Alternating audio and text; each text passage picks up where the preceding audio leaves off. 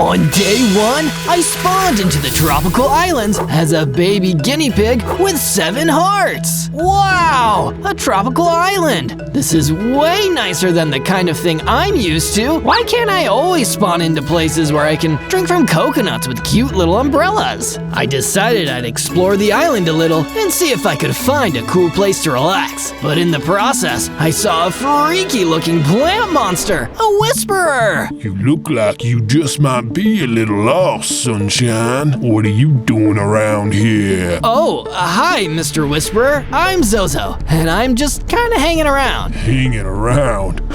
Oh, that's a funny one. The boss is gonna like you. Come with me, Zozo, or things are gonna get tasty. I didn't have any weapons, so I didn't feel like rocking the boat just yet. Instead, I followed Whisperer until we came upon a cute white rabbit. Then the Whisperer hung back. Aw, a cute little bunny wabbit. So nice to meet a fellow rodent out here in the island. Who are you calling a rodent, Pipsqueak? I'm not just a common or garden rabbit, mate. I'm a killer rabbit, and my name is Lord Boss Crime. Don't wear it out. Lord Boss Crime? Hey, I just told you not to wear it out. Guinea pigs must be hard of hearing. Do you know what verisimilitude is? It means displaying the characteristics of truth without necessarily being realistic. Many art critics see it as a higher goal in fiction than realism itself.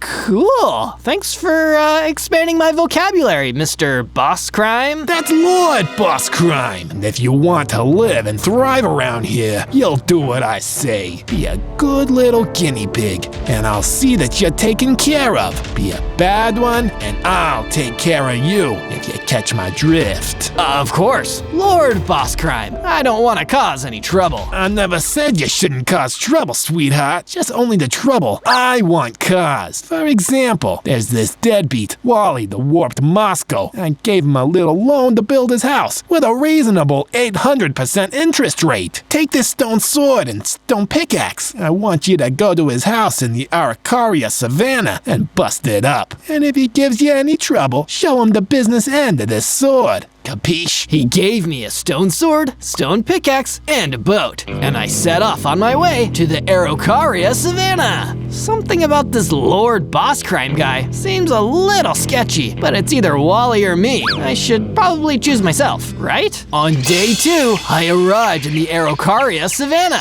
where it was hot and dry. I needed to find Wally the Warped Moscow's house to engage in a little petty vandalism and leg breaking. The more I think about it, the more this seems like the wrong thing to do. But can I really afford to get on Lord Boss Crime's bad side? Man, all these moral quandaries are making me hungry. Lucky for me, I came across a big spiky fruit laying on the dry savannah ground. A durian. I quickly cracked it open and started munching. It may smell like dirty socks puked out of a butt, but it tastes kind of creamy and delicious, like a nice spreadable cheese. With my hunger bar replenished, I kept searching until I found what must have been Wally the Warped Moscow's home. Okay, time to do some light vandalism and possible leg breaking. Wait, please, my friend. I turned and saw Wally the Warped Moscow floating towards me. He wasn't going to attack me, he was just going to beg. I know Lord Boss Crime probably sent you, but I promise I am not a bad guy. I'm Wally Ivanovich, a Warped Moscow from Warped Moscow. I thought I could start a new life in the overworld, but Lord Boss Crime caught me in a death trap. That's so evil! I'm starting to think that this Lord Boss Crime guy is some kind of criminal. I can't carry out the demands of that wascally wabbit. Thank you, kind guinea pig. I will obtain you a gift of durian from my home. But after Wally went into his home, a devilish whisperer appeared, ready to battle. I knew you were a rat, Zozo.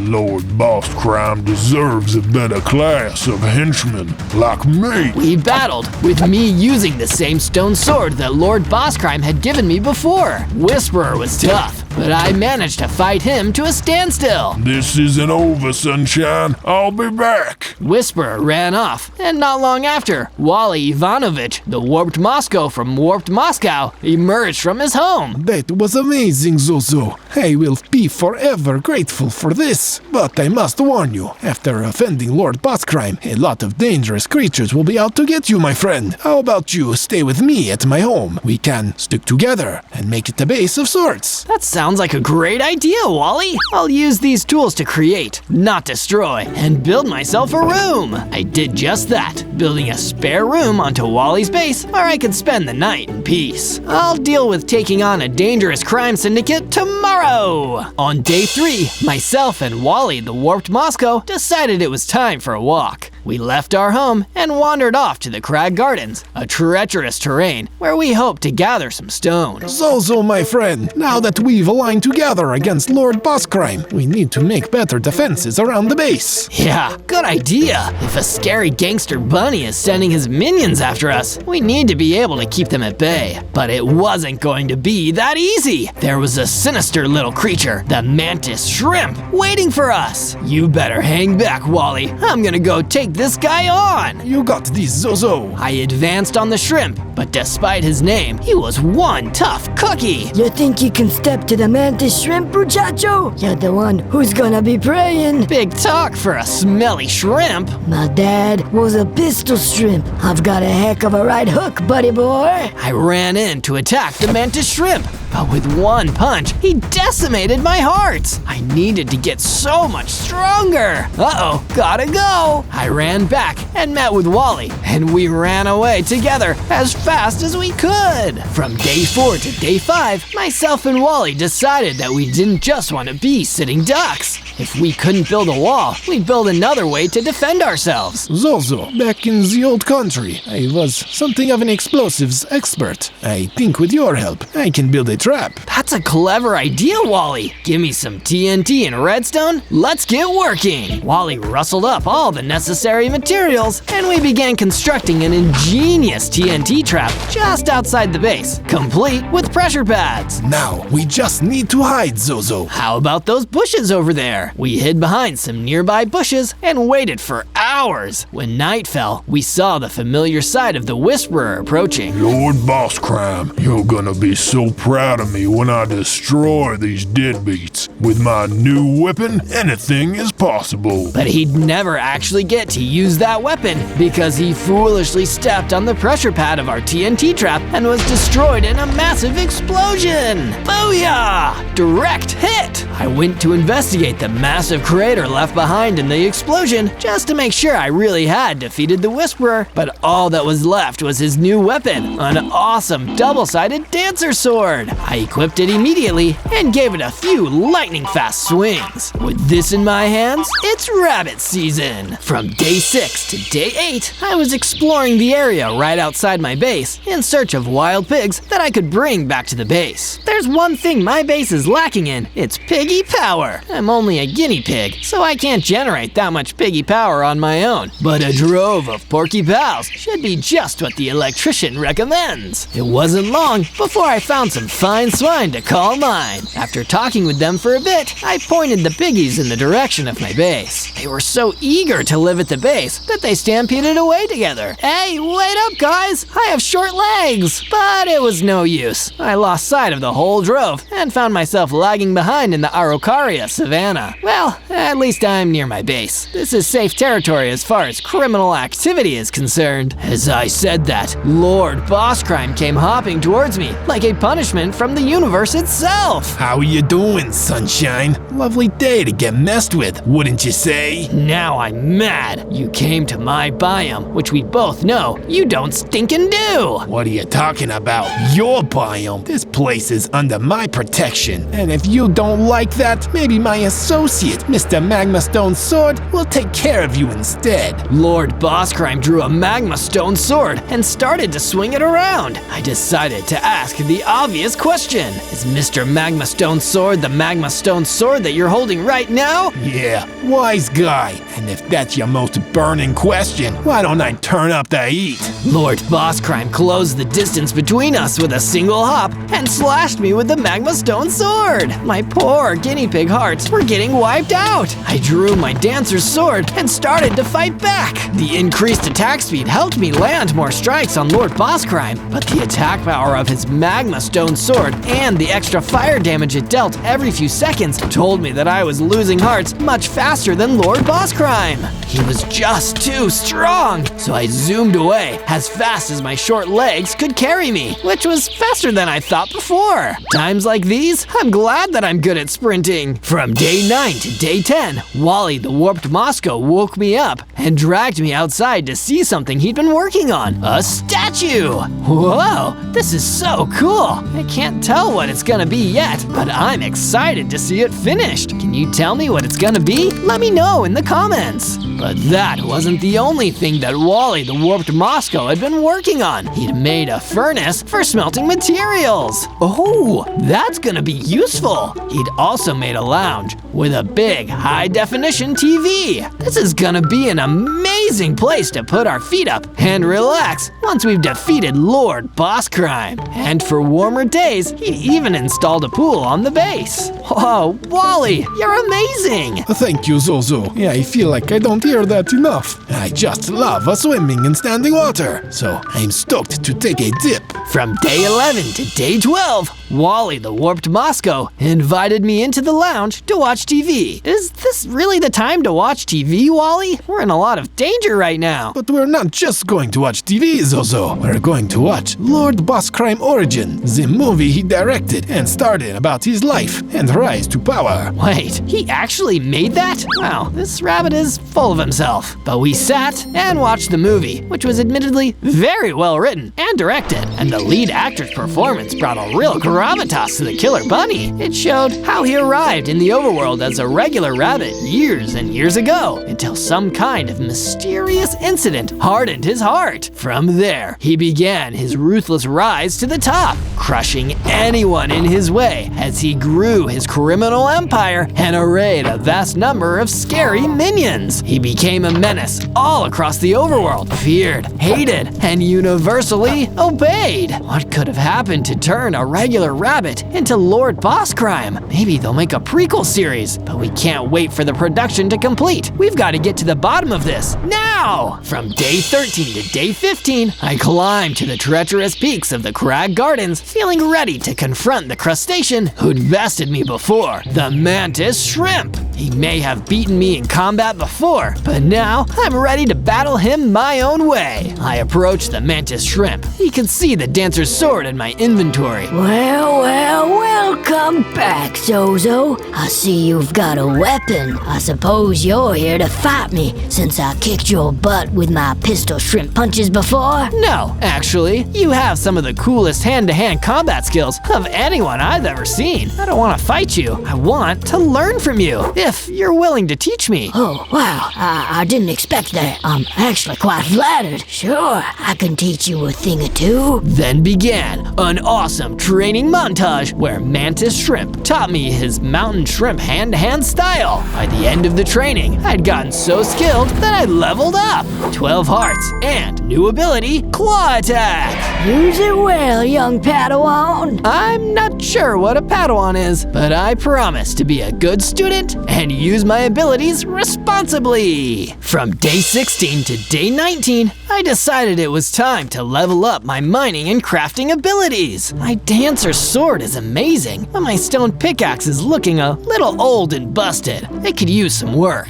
I explored the savannah until I found an interesting cave opening in the ground, the kind of place that looked like it might have some rich mineral deposits. A mining I will go. I descended into the deep, dark mining cavern, wielding my deadly double-edged sword. It wasn't long until I found some valuable iron deposits and also a mad butcher swinging around a big blade. blade! Time to butcher the butcher! With no time to waste, I leapt in, slicing and dicing until the butcher was no more. After that, I mined as much iron ore as I could and returned to the base. Time to smelt. I smelted the iron ore into some ingots and built myself some iron boots and an awesome iron sword and pickaxe. Let's mine tonight. Get your creepers. From day 20 to day 22, I heard the pigs sounding the alarm outside and went to find Wally. Wally, what's going on? We're under attack, Zozo. It's Lord Boss Crime. He come to tear down our base and turn it into another criminal warehouse for criminal activity. Not a criminal warehouse for criminal activities. I'll go out there and show him a warehouse. And by that I mean, I'll make him want to leave and he'll say,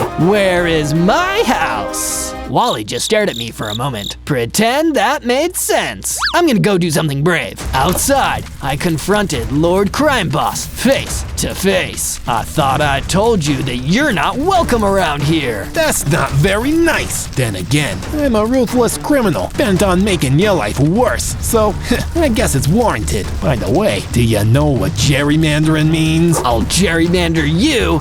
And no, I don't know what it means. I'm not old enough to vote, like most of the people watching this. This time, Lord Boss Crime didn't have his magma stone sword, so I drew my dancer's blade and encircled him, getting in several tactical hits. Ouch, that hurt a bit, Sunshine. I'm gonna leave now, because today is my beaten down fools who defy me cheat day. He hopped away too quickly for me to attack. It was clear that he wasn't even trying, and it technically was not a fight, but it still made me feel good. From day 23 to day 26, I was wandering around the savannah again, just thinking about life. You know, being a guinea pig isn't easy, but what in life is easy? It's the challenge that makes the reward so sweet. That's when I came across a wide pit in the ground. It'd take a lot of time to crawl into, but maybe this would be the perfect place to prove my new philosophy. Time for a little spelunking. I climbed down into the pit, being very careful not to fall. It wasn't easy, but once I'd reached the bottom, I found an awesome pig gold chest plate. Now that's some piggy power. I equipped the chest plate under my fur and picked up a note from the chest. It read, "To whomever finds this, use it with honor and courage. My only regret was not doing the same. That, and not searching ZOZO for more Minecraft adventures." Got a little specific towards the end there. From day 27 to day 31, Wally the Warped Moscow was still working on the statue, which looked tedious, but it seemed like it was giving him a sense of purpose. I decided to ask him about his work, not because I was genuinely curious, but because I wanted to be polite. How goes the statue building, Wally? Oh, it's, how do you say, a little rocky. Yeah, you'll get that several days from now. I bet it will be really funny. Yeah, I am having trouble with the statue. I need more wool to complete it. I can rustle some up for you, and I would. Didn't need to ask any more follow-up questions. I just knew intuitively where I needed to go. I'm going to the beach, baby! A moment later, I appeared at the rocky beach. Well, technically, I rode there, but for all of you watching, it was a moment. I fought some skeletons that were there. Stay out of the water, guys. Your bones will get drenched. From day 32 to day 35, I continued my little vacation on the rocky beach. It was nowhere near as nice as Lord Boss Crime's tropical island. I guess being a crime boss buys less rocky beaches. Darn, I hate that guy. It's so unfair how people can cheat and lie to get better stuff than I have. Yeah, I hate when people cheat and lie. It's the worst. I turned and saw that a mysterious anteater was walking right behind me. Do not be alarmed. My name is Gojo, the giant anteater. Gojo, that's an interesting name. It almost rhymes with my name, which is Zozo. Yes, my parents were big Jujutsu Kaisen fans, but that's besides the point. I need your help. A monstrous, zombified fungus thrower kidnapped my husband, Jordan the philosophical lobster. Do you know him? He's always pondering the meaning of life and butter sauce. Doesn't matter, he's in trouble. I'd get him back myself, but the fungus thrower put an anti-Gojo veil around his mini base because he's also a big Jujutsu Kaisen fan. It's a very popular anime and manga. Will you save my husband? He's being held in the mushroom fields. Of course, I'll get right to it. From day 36 to day 39, I got right to it. The mushroom fields were fields and fields full of mushrooms. This is everything I'd expected it would be, and nothing less. But there was one thing more than I expected, an oddly ominous foreboding building. Oh man, I wonder what's inside that oddly ominous foreboding building. I approached the oddly ominous foreboding building. There was a tiny crack in the wall where I could see it all. The inside of the building, I mean. In one room was the evil zombified fungus thrower. He was pacing in front of a lobster tank, which contained none other than a lobster. The very same lobster I had been looking for. Jordan, the philosophical lobster. You may keep me captive inside of this tank, but my mind drifts endlessly through the sea of dreams and shadows. I am boundless. Oh, would you stop droning on? I liked it better when you were crying, because I'm a bad guy, and I like when people suffer. You sound a lot like a shadow archetype of the classic hero. You behave bad, and thus bad things happen. Don't you wonder what would happen if you did a good thing? Who needs good things to happen? I throw my fungus at you. The fungus thrower, well, threw a fungus into the tank, hurting the lobster a bit. Yeah, I guess I should have seen that one coming. I began to rack my brain for the greatest plan of all time. From day 40 to day 43, I ran in and performed my genius plan. Amazon delivery, I've got your Amazon delivery. That caught the zombified fungus thrower's attention. That doesn't even make sense. I don't even think I ordered anything on Amazon. But sir, it says here that this package is addressed to a Mr. ZF Thrower. That's gotta be you, right? That is my name, so this package must be for me. Thank you. It's always nice to get new stuff. This must be that trebuchet I bought. They said it was on back order. What a nice surprise. No problem. Do you mind if I come inside and use your bathroom? My boss, Jeff Bezos, doesn't let us use the bathroom on company time. Oh, that's horrible. What a bad boss. Nobody's perfect, but I draw the line at workers' rights violation. Please, come inside and use my bathroom. I've just put a new bottle of lavender-scented hand soap in here. In my work, my hands get pretty stinky. I went inside and immediately destroyed him with my dancer sword. I felt kind of bad about it, since he was so friendly and all, but then I didn't, because I struggle with emotional permanence. Okay, now where's Jordan, the philosophical lobster? I heard someone crying loudly in the nearby room and went to rescue him. Jordan, I'm here to rescue you. Oh, thank goodness. It was horrible in there. He made me drink juice. I was having horrible nightmares for weeks. Let's get you back to your husband, Gojo. Who? I've never met someone called that. You know, the giant anteater? I've never met a giant anteater in my life, and I'm not even married. Confused by this, I went straight back to Gojo, the giant anteater. Gojo, Jordan, the philosophical lobster, said he didn't know you. Jordan the what? I've never heard of that guy. Get out of my face. I'm confused about this whole situation. Oh well, guess I'd better just go on back home. From day 44 to day 49, I came across some sheep on my way back home and sheared them all. I then delivered the wool to Wally. Spasibo, you're like Dango to my cash. Again, this will be funny later. Will it? Hey, Zozo, don't you have some other things to do around the base? Good point, Wally. I'll go do that, and you workshop your jokes some more. I applied myself to some overdue base keeping. My vacation to the rocky beach and mushroom fields had kept me far from home for several weeks. It's amazing how the place you live can feel so different when you've been away for a few days. I did a deep clean, you know, like I really put effort in. Remember what Jordan the philosophical lobster says. Clean your room, kids. It's moral and ethical and makes you not a nerd. Once my stuff was neat and tidy, I went on to renovate the main room of the base with a campfire for staying warm in a cold, cold world. world,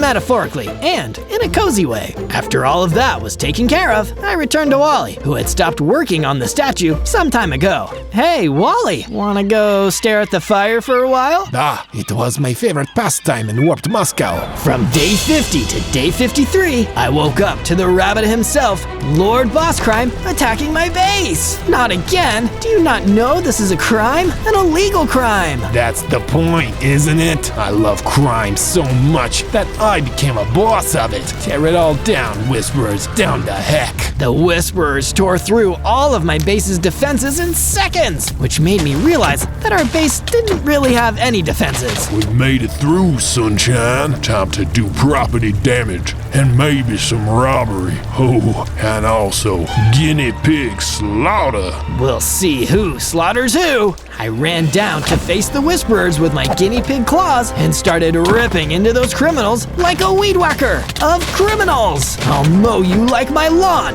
Note to self, I need to mow my lawn. I cleared through the Whisperers as quickly as a flash, but noticeably, my lawn was still pretty overgrown. But that's a future Zozo problem. I gotta drive away Lord Boss Crime after my obligatory post-battle power-up. I became a Giga Guinea Pig with 20 hearts. I could also climb walls now, which was an ability that few guinea pigs have ever learned, and even fewer have mastered. But little did I know, Lord Boss Crime was already gone, and he had taken Wally the warped Moscow. My little did I know soon became I know, and that made me know, and knowing made me sad. Oh no, he added another crime to his roster, kidnapping. He really is a boss of crime, and a lord of that even. From day 54 to day 57, I was thinking about how sad all that knowing made me. I strolled around my base a little, taking out all the fires I saw. Can't believe they tricked me like that. It's the oldest gag in the book.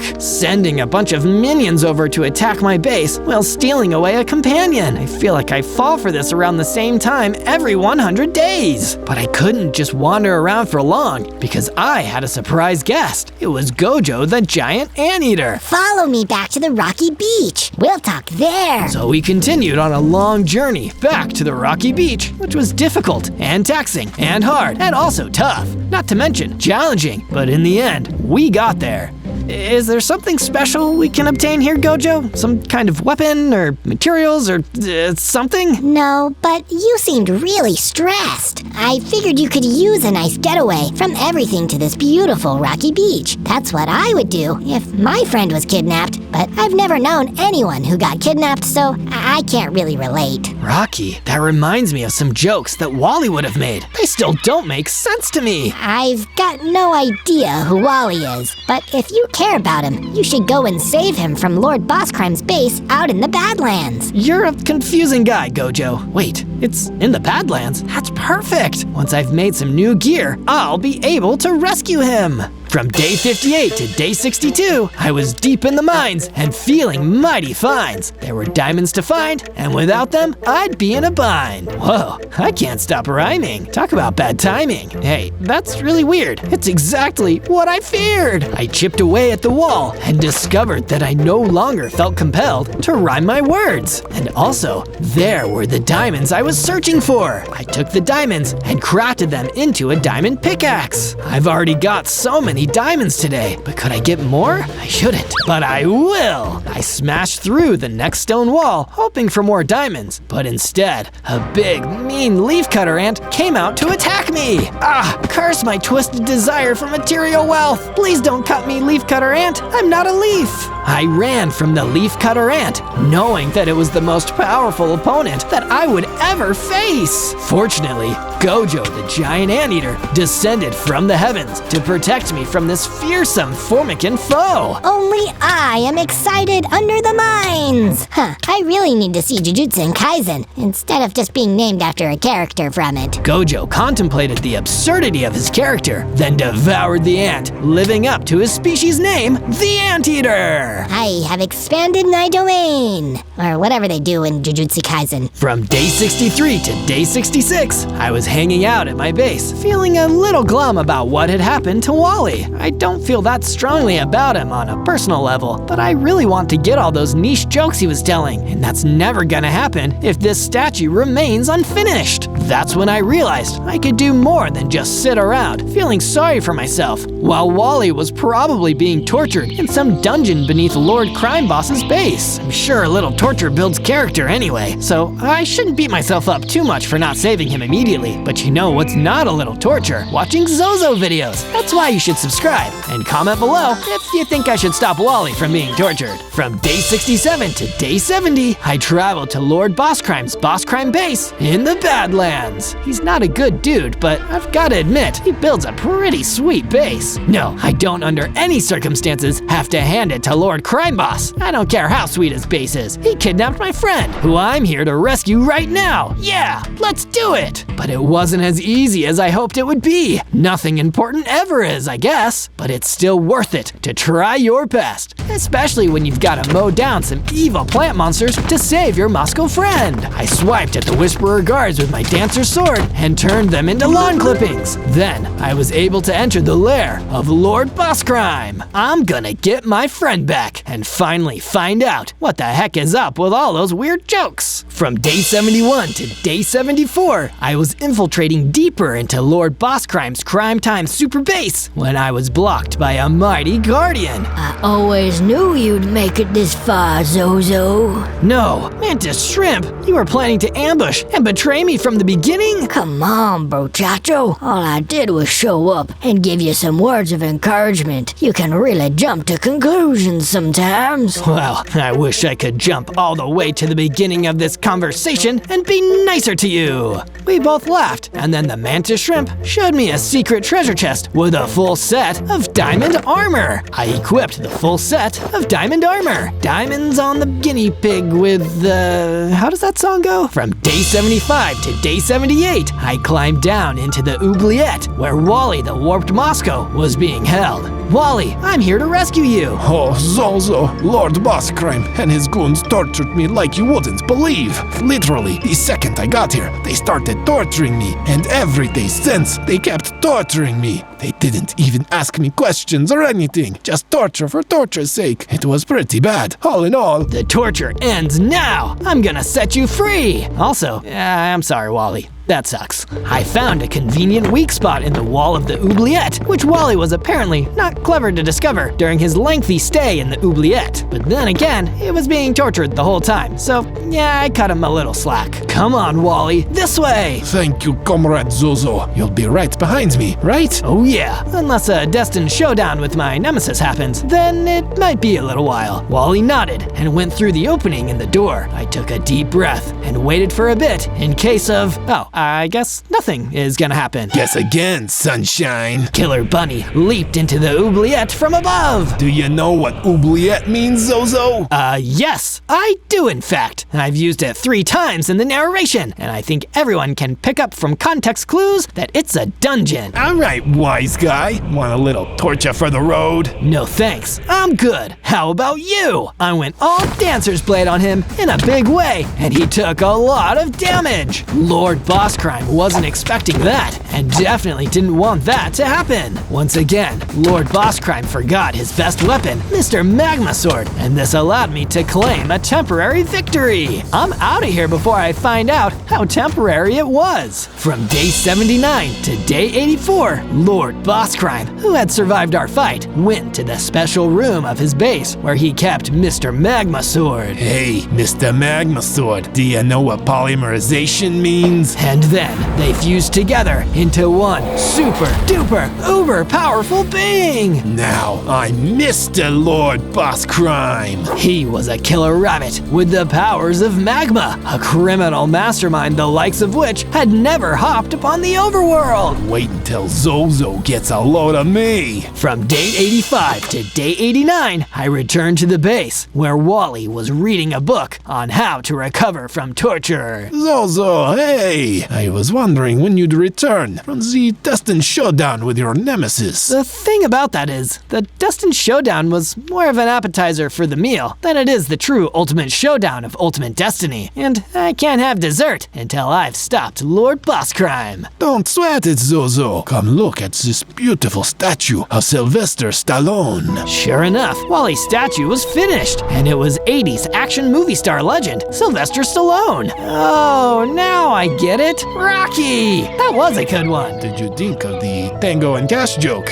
I've never seen that movie, and probably won't. We stared for many hours at the impressive physique of Sylvester Stallone before remembering that we had a criminal bunny to deal with. So, Zozo, he's become a giant magma beast now or something? Is that right? Don't know how you'd know that, Wally, but yeah, I think that's what his last segment more than implied. In that case, you should take this fire enchantment my mother always used to make for me back in warped Moscow. It kept me warm during the blood shortage. With the fire aspect, I can fight fire with fire. Good thinking, Wally. I enchanted my dancer's blade with the fire aspect. From day 90 to day 94, I went back to the mushroom fields after receiving a mysterious message. In my restless dreams, I see that biome, the mushroom fields. You promised you'd take me there again someday. I had no idea who'd sent me the message. It made me curious, so I went to the mushroom fields. There, to my shock, I saw a Whisperer, but he didn't look like he was here to fight. He was here to talk to me. Whisperer, you sent me that note? What was all that weird stuff about dreams and promises? It was actually a coded message, Zozo. If you read 8 words in, you'd see that it said the mushroom fields, which led you here. Wow, that's a really clever code. Why did you want to talk to me? I can see the way this war's tide is turning, Sunshine.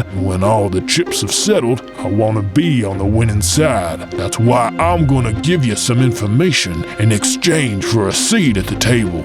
Pony up what you've got, and we'll see. There's a secret entrance in the back of Lord Boss Crime's main base in the Badlands. Sneak in that way, and you'll have the element of surprise. What do you really want out of this, Whisperer? Truth, what we all want, Sunshine. An easy life. From day 95 to day 97, with that knowledge in my mind, I returned to my base to do some final psychological preparations. Power of positive thinking. I will win this fight. I will. Yeah! Halfway through, Gojo turned up. Looking good, Zozo. I've always thought that if I wasn't a giant anteater, I'd be a guinea pig. What advantages does being an anteater actually give, besides an enhanced capacity to eat ants? Oh, we've got Big Jump. Big Jump? Yeah, it's when we jump real big. Helps us catch flying ants. Can you teach me that? Sure. Gojo and I spent the rest of the afternoon big jumping until I was confident that I'd learned the true technique. That's when I leveled up 100 hearts and the ability to big jump with maximum power. Who knows how this will come in handy? On day 98, I received an important transmission from Jordan the philosophical lobster. In order to live a rich and fulfilling life, it is important to search for Zozo videos and comment saying what you'd like to see him do next. It's the only way to avoid the Chaos Dragon from devouring the All-Mother with his... Okay, Jordan, I think we're getting away from the point here a little bit. Definitely subscribe to Zozo.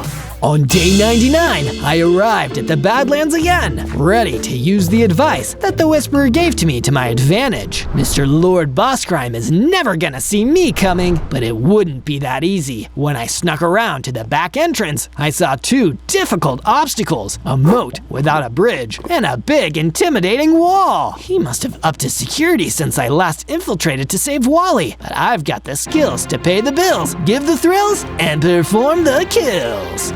First, I used my big jump to leap over the moat. First obstacle complete. complete. Now, for the second one. With the giant wall, I used my climbing ability to scale the wall without anybody noticing. It was the perfect stealthy entrance so I could take out Mr. Lord Boss Crime in stealth and secrecy. Ooh, I'm so excited! I used the cover of shadows to infiltrate the inner sanctum, making sure that nobody saw me. In the end, I saw Mr. Lord Boss Crime waiting in his inner sanctum. I can't wait for Zozo to turn up. I'm gonna explain more words to him. Then I'm gonna take him out once and for all. I'll bound him to a bulb. Start pounding, Mr. Lord Boss Crime! Whoa! Before he could muster any of his attacks, I ran in with guinea pig speed and cut him down with my dancer's sword. He was defeated! I alone am exalted under the heavens. On day 100, I came back to the base victorious, only to see something shocking. Gojo, the giant anteater, was preparing to eat Wally, the warped Moscow, because Moscows are just big insects. Oh no, Zozo, my friend! I am being eaten. Is this the end of Wally? It was, in fact, the end of Wally. Gojo ate him, but seeing as it was day 100, I was feeling forgiving, so everything would be okay. Great work, Zozo! You saved the world! Thank you, Gojo. This is exactly what Wally would have wanted. On day 1, I spawned in as a rabbit. Oh no, I only have 1 heart. I'm gonna have to be really careful if I'm gonna survive. But check it out, I can jump high and I'm super fast. I took a look around and I could see there were tons of other bunny friends around. But suddenly, they all ran away. Hey guys, what's going on? Just then, a fox appeared. That must be why the other bunnies ran away. I had to be careful. If that fox landed just 1 hit on me, I was done for. Luckily, I was able to run really fast and jump super high, so I was able to outrun the fox and get away. The best thing I can do today is just survive. I better find a good place to hide for the night. I took a look around until I found a good spot. I dug into the side of the hill and hunkered down for the night. Maybe I can find all of my bunny friends in the morning. On day 2, I woke up and went to go look for my bunny friends. As I arrived back at the spawn point, I didn't see anyone around. Where could everyone have run off to? I wasn't sure where to start looking for them, but I had an idea. Maybe if I can build a really cool bunny house, they'll come back. If I was gonna build a cool bunny house, I needed some tools, so I headed off into the forest to get some supplies. After a while, I had gathered enough supplies to be able to build my first tools. I put as many tools together as I could, including a sword. With my new tools in hand, I headed into the mine to get some stone. As I was mining, I was suddenly attacked by a spider. Whoa, get back! I had to be really careful. If I took even 1 hit, I was done for. It's a good thing I had made myself a sword though, because with that, I was able to defeat him. Oh man, that was too close. I better get to work. On day 3, I got to work starting to build my new base. Since rabbits live underground, I thought it'd be cool to build out a bunch of tunnels underground. It was a lot of hard work, but soon the base was all set up. Alright, the base is done, but I don't see any more bunnies. I better go look for them. I headed off into the forest, but I could hear someone up ahead. On top of a tree, I could see a little squirrel. Hey, what's going on? What are you doing up there? I'm up here hiding from the big bad wolf. You better watch out too. The big bad wolf? Oh man, he sounds like a lot of trouble. How about we stick together? It'll be safer. I think that's a great idea. On days 4 to 5, the squirrel and I headed into the forest to get some more materials. As we explored the forest, we came across some more friends. The first animal we saw was a raccoon. Hey, have you heard of the big bad wolf? Yeah, that guy's a real jerk, but he's been leaving me alone for the most part. I don't know if I want to get involved. Sorry. Well, I hope you change your mind. The squirrel and I kept going through the forest until we came across a bear and her cubs. Uh-oh, I hope that bear won't eat us. I took a deep breath and walked up to the bear. Hey, do you know the big bad wolf? Yeah, but why would I care about that guy? He doesn't bug me and I don't bug him. Say, you're looking a little tasty. Okay, well, thanks for telling me about it. Talk to you later. Bye. The squirrel and I got out of there. I didn't want to risk anything else wanting to hunt me. As we got deeper into the forest, we started to chop down some trees. Hey you! I turned around and looked up into the tree. A monkey was looking down at me. Yeah, what's up? That's my tree. What do you think you're doing, chopping down my tree? The monkey was mad, but I only needed a little bit of wood. It didn't matter to him though, and he jumped down and charged. You're gonna pay for this. Uh-oh, if this monkey hit me, I was a goner. But just then, the squirrel jumped in and helped me out. Together, we were able to put up a good fight. The monkey wasn't gonna be able to hurt both of us. By working together, we were able to defeat him. Sorry, Mr. Monkey, I didn't want to fight you, but you left me with no choice. On day 6 through 8, the squirrel and I continued through the forest. We were feeling pretty good about ourselves. We had had a couple of victories, and we were getting a lot of supplies. We'd even met a few of the other animals. As I kept wandering through the forest, though, I heard something scary scary up ahead. As we got closer, we saw the source of the noise. It was the fox, and he had a group of bunnies cornered. You have nowhere to run, and now I'm going to eat you. Oh no, I can't let him eat those other bunnies. But what am I supposed to do? I can't take him on by myself. That's when I remembered I wasn't by myself. I had my squirrel friend with me. Let's do this! The squirrel just started to charge. He didn't even wait for me. Wait, what are you doing? Oh, a little appetizer. The fox took one swing, and the squirrel was immediately defeated. Oh no, my friend!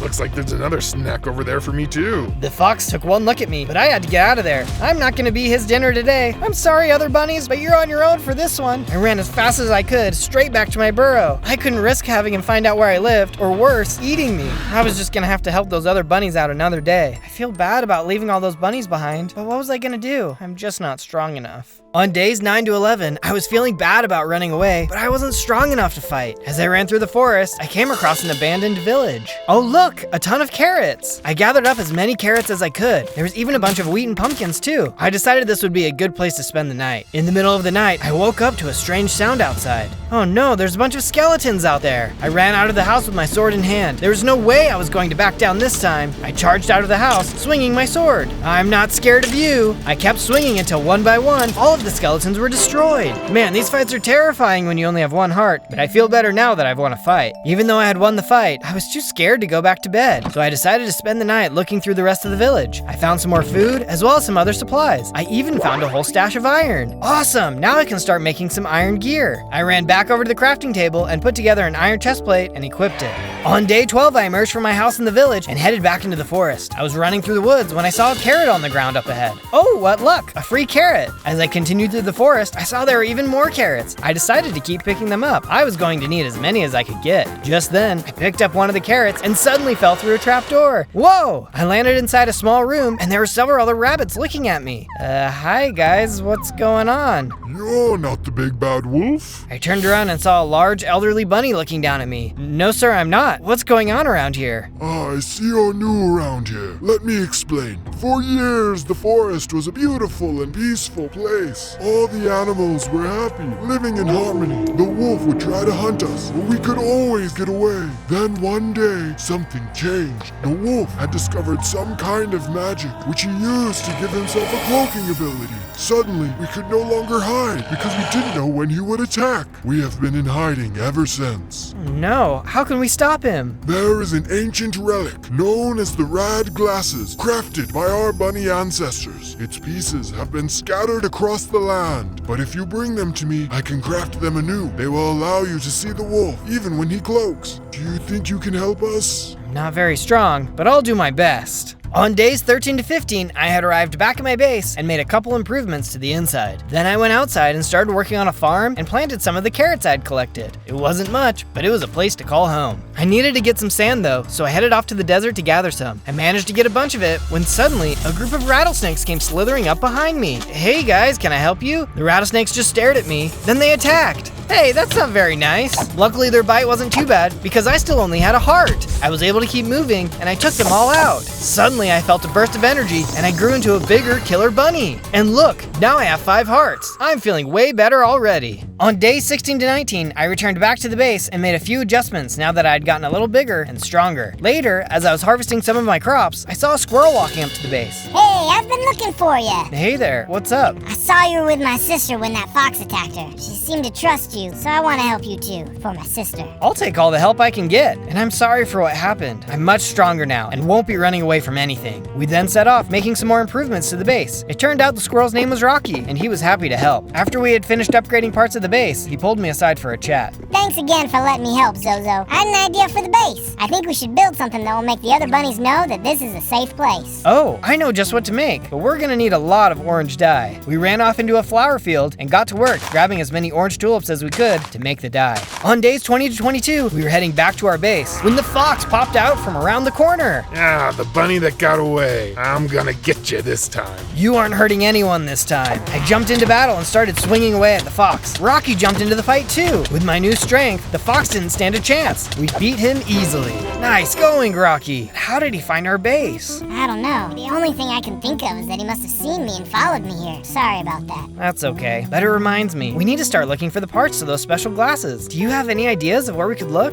I've got one idea, but before we get there, we're gonna need some serious upgrades first. On days 23 to 26, I was deep underground looking for resources. Luckily for me, I was able to find a bunch of iron, as well as some coal. This is just what I needed. Now I can finish making my iron armor. I took some of the stone I had collected and used it to craft a furnace. Then I added the coal and iron to smelt myself some iron bars. Once the iron bars were complete, I used them to craft myself iron tools, including an iron sword. Then I used the rest to finish crafting my iron armor. Now I'm really powered up. I decided to keep exploring the cave when I suddenly ran into a group of zombies. Try and fight me now, you flesh heads. The zombies could pack a punch, but they were no match for my new gear. I swung my sword and was able to take them out. I kept going down the tunnel when a spider dropped down from the ceiling. Oh, gross, spiders are disgusting. As the spider charged at me, I swung my sword. He managed to get a couple bites in, but he couldn't do much against my armor. Soon enough, it was defeated. I wonder what's going to be at the end of the tunnel. Up ahead, I could see something glowing in the distance. What could it be? I walked into a large open room and subscribe? Hey, it's not a bad idea. If you love going on these adventures as much as I do, I'd love for you to hit the button and the bell. That way, you'll never miss out. On days 27 to 31, Rocky and I headed into the woods to look for the first crafting item we'd need for the glasses. I could hear a noise up ahead when suddenly a wolf hopped up on some stone blocks, blocking our path.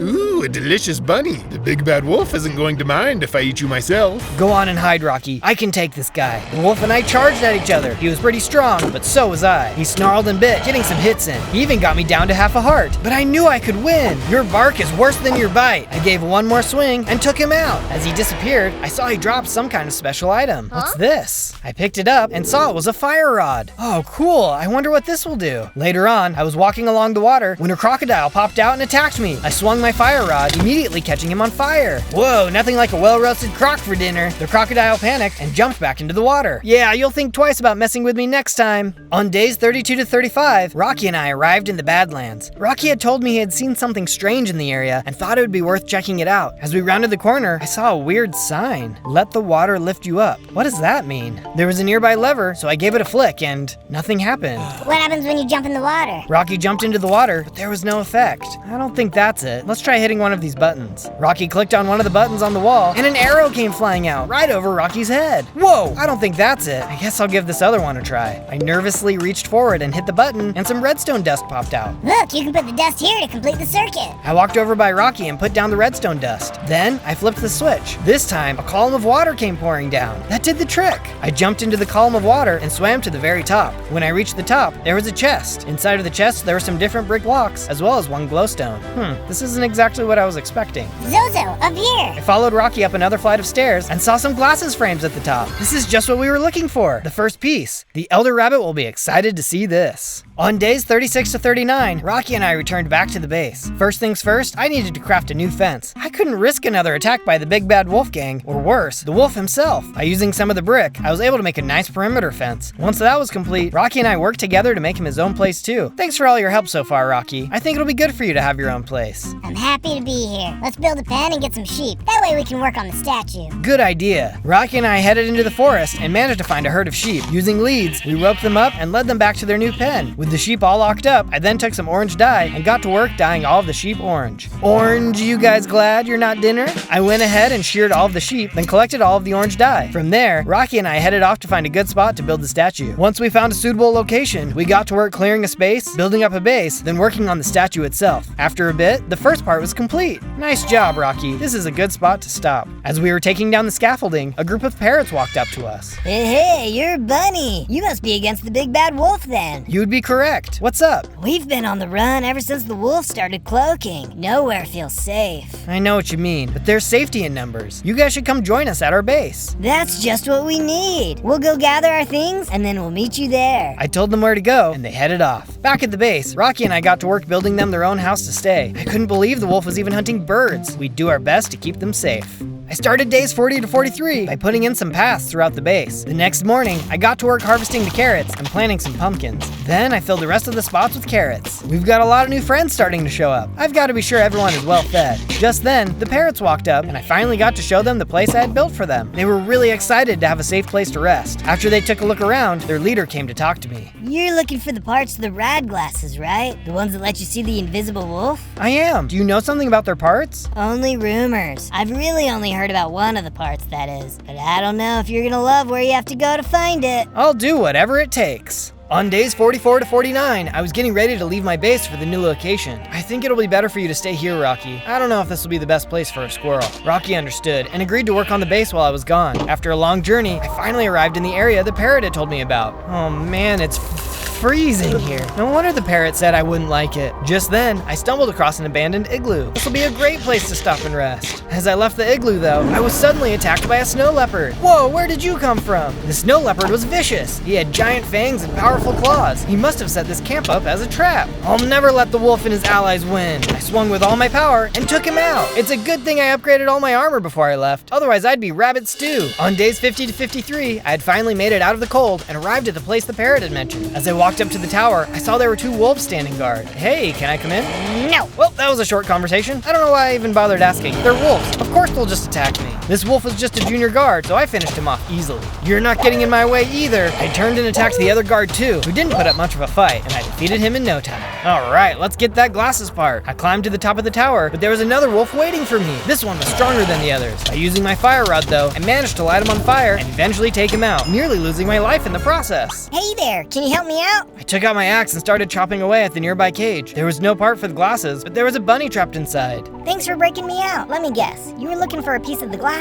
Yeah, I was. Do you know anything about it? I was here looking for it too, but I guess it got moved to a dungeon far away from here. That's what I heard the henchmen saying anyway. Shoot, that is in the complete opposite direction. Well, might as well stop at my base in the meantime. Feel free to join me there. The rabbit agreed, and we headed off for the base. On days 54 to 57, the bunny and I arrived back at the base, which was on fire. Oh no, what's going on? As I got closer, I could see that the base was being attacked by a pack of wolves. Standing outside the base, I could see the big bad wolf. He was giving orders to his men. The wolf gang headed into the base and rounded up all the parrots. They were taking them prisoner. I don't have the glasses yet, but I have to do something. I sprinted into the base, sword in hand. The wolves attacked. Get out of my home. We never did anything to you. One by one, I cut down all the wolves. Soon enough, the only one left was Mr. Big Bad. You're gonna pay for this. I charged at the big bad wolf, leaping into the air, when suddenly he disappeared. Oh, you coward. I'll find you. On days 58 to 62, I took a look around at all of the damage. I couldn't believe I didn't keep everyone safe. As I walked around, I could see that everyone was gone. That's when I heard a noise from under the table. Rocky, what are you doing under there? Zozo, I was so scared, but this was all my fault. I told the wolves where the base was. He had captured my squirrel friend and said he would hurt him if I didn't tell him where to go. Rocky, you should have told me. We could have rescued your friend together. I know, I'm so sorry. In the end, he didn't let my friend go and just took away all of our new friends. I hope you can forgive me. I felt bad for Rocky. I could tell he was sorry. It's okay. I know you just wanted to help your friend. We can figure it out together. In the meantime, though, we better go get some supplies to rebuild the base. From there, I headed into the mines and managed to find plenty of iron, as well as some gold and coal. I smelted down all of the iron and used it to make some iron bars. Then I headed out to the river and scooped up a bunch of clay. I then used the clay to make more bricks. At long last, I headed outside and replaced the fence with iron bars, while also repairing any other holes with the bricks. It took a while, but soon the defenses were complete. Those wolves are gonna have a heck of a time breaking in again. On day 63 to 66, I told the bunny and Rocky to hang back at the base while I headed out to the dungeon. This could be dangerous, and I didn't want to lose any more friends. The journey was a long one, and I passed through all kinds of different terrain. As I was passing over a mountain, I saw a wolf in the distance, just as it destroyed a baby elephant. It was the big bad wolf. What have you done? I charged at the wolf, but he disappeared again. What kind of monster would attack an innocent elephant? As I looked down, the elephant's mom came over the hill. What have you done to my baby? No, it wasn't me. It was the big bad wolf. The elephant didn't care, and she attacked. I took a few swings to keep her back as I tried to explain, but she wasn't listening. My only option was to run away as fast as I could. On days 67 to 70, I could see the entrance to the cave up ahead. It looked really dark and scary. This must be it. Who knows what's waiting for me inside? I entered the cave and soon found out. Waiting for me was was a group of skeletons. Ah, why are you guys so creepy? The skeletons swung their swords and shot their arrows as I jumped around, hitting them with my sword. They got some hits in, but I was able to take them all out. I headed deeper into the caves and saw a spawner. Let's just get rid of this. I can't fight these mobs off for forever. On days 71 to 74, I pushed further into the mines when I saw some diamonds. Wow. Oh, those would help me so much. I quickly put up a bridge to cross over when suddenly the wall exploded and a zombified piglin came bursting through. Whoa! I quickly pulled out my fire rod and lit him up. He lit on fire, but my fire rod broke. Ouch, he's so strong. I swung with my sword as my health dropped, finally taking him out. As he disappeared, he dropped something. I picked it up, a diamond hammer. This thing is powerful, and I'm getting it just in time too. Excited about my new weapon, I headed back over to the diamonds and mined them out, being careful not to drop them in the lava. With the diamonds in hand, I put down a crafting table and made myself a pair of diamond leggings to replace my iron ones. Maybe we can make it through here after all. On days 75 to 78, I had finally reached a big empty room. There was a chest on the other side. Hello? Looks like this place is deserted. I walked over to the chest when suddenly I heard a thump behind me. I turned around and saw a giant spider had dropped down from the ceiling. Oh, hey man, you mind if I grab what's in the chest and leave? You wish, buddy boy. You're not getting out of here alive. I thought you might say something like that. Just then, the spider leaped forward and attacked. I got hidden, but not before he started shooting his webs at me. Oh boy, this isn't going to be as easy as I was hoping. Looks like it's time to get my very own lucky rabbit foot. That's just a weird thing to say. The spider charged at me, but I was ready. I jumped out of the way, causing him to jump into the pool of lava. I'll keep my feet, thanks. Just then, I felt the energy surge through me, and I leveled up into a buff bunny man. Whoa, I have 10 hearts now too. I went over to the chest and opened it. Inside were the lenses to the rad glasses, along with a bunch of diamonds. I can't wait to see what the Elder Rabbit can do with these. On days 79 to 84, I arrived at the Elder Rabbit's house. Sir, I've got everything you need to remake the rad glasses. Zozo, well done, well done. This is just what we needed. The Elder Rabbit quickly turned to his enchanting table and assembled the glasses, imbuing them with special power. He turned and tossed them back to me. Take these and take courage. The hope of all bunny kind rests with you now. We know you can do it. Thank you. I'll give it everything I've got. I turned and left his house. Time to get ready for the final fight. On days 85 to 89, I arrived back at the base and saw the rabbit and Rocky had done a great job improving it. Nice job, you guys. This place looks amazing. Thanks, Zozo. We had a lot more creatures come and join us, so we had to build them all a place to stay. Aren't they scared? Yes, but they believe in you and know this is the safest place for them to be. I sure hope so. That reminds me, we better finish our special project. There could be more creatures out there. Rocky and I headed back out to our statue and got to work finishing it up. This carrot was going to be a beacon to all the animals in the area that this was a safe place. It didn't take long, and we were soon finished. Now let's go get prepped. We've got some wolf butt to kick. On days 90 to 94, I was back in the base, putting together some diamond armor. I used the diamonds I had found in the dungeon, as well as some additional ones Rocky had found in the cave. I better go check the chest too. Rocky said he had some stuff for me in there. I opened the chest and saw it was full of healing potions. I grabbed them all and added them to my inventory. I'm feeling pretty stacked. Let's go wolf hunting. On days 95 to 96, I ran across the land in the direction of the wolf's base. It wasn't too long until I hit a river. The wolf's base was supposed to be further downstream, so I chopped down a nearby tree and built myself a boat. As I paddled down the river, I soon entered a dense jungle. It wasn't too long until I came across my first wolf. Hey, leave that cat alone! I ran ashore and started swinging, saving the cat. Thank you. I thought I was a goner for sure. No problem. I'm just glad you're okay. You're so nice. Here, follow me. I saw something I think you'll find useful. Cat set off into the trees as I followed close behind. We soon reached a small stone building covered in cobwebs. I cut down the webs and opened the chest inside. A trident and a shield. You're right. These will help a ton. Thank you. Happy to help. I owe you after all. I invited the cat to stay at my base, to which he happily agreed. I decided to give the trident a test, sticking it into the nearby tree. This thing is awesome. It's definitely going to help in the fight. I headed back to my boat and kept rowing down the river. Suddenly, the crocodile from before popped out. This guy again. I thought I taught him a lesson the last time. The crocodile lunged at me, catching me in his jaws. Oh, let me go! I swung my sword as he kept trying to do damage to me. This guy was tough. Let's see how you like this. I took out my trident and threw it, spearing him into oblivion. Better luck next time, pal. On days 97 to 98, I was rowing down the river when I saw my stop up ahead. I jumped out of the boat and started climbing the mountain. The wolf's lair soon came into view. As I got closer, a couple of wolves attacked. Sorry guys, but you picked the wrong guy for a boss. By using my sword, trident, and shield, I managed to fend them off. I entered the mansion, and more wolves attacked. They were vicious, but they were no match for my new armor and weapons. One by one, I took them out. Let's see, where could this guy be? I'll check the basement. I headed down the stairs stairs and saw a tarantula at the end of the hallway, who charged. What's with this guy and spiders? The tarantula managed to stick me with a stinger, which poisoned me. It was doing damage, so I had to be quick. Luckily, I was able to take him out as the poison wore off. Let's try upstairs instead. I headed to the second floor as a couple of wolf guards came charging at me. I could tell these guys thought they were cool, but they couldn't get past my shield. Guess they weren't the smartest couple of doggos. I managed to take them both out. I was rounding one of the corners when a monkey came running up to me. Hey you! Oh hey, wow, you sound just like me. That's because I am you, from the other video. Oh yeah, the video where I survived 100 days as a monkey. That's right. Yeah, I just wanted to stop by and tell people they should come watch my monkey adventure after they finish this one. I think they'll like it. I agree. That was a crazy adventure. Tell Chim Chim I say hi. I will. Good luck with the wolf.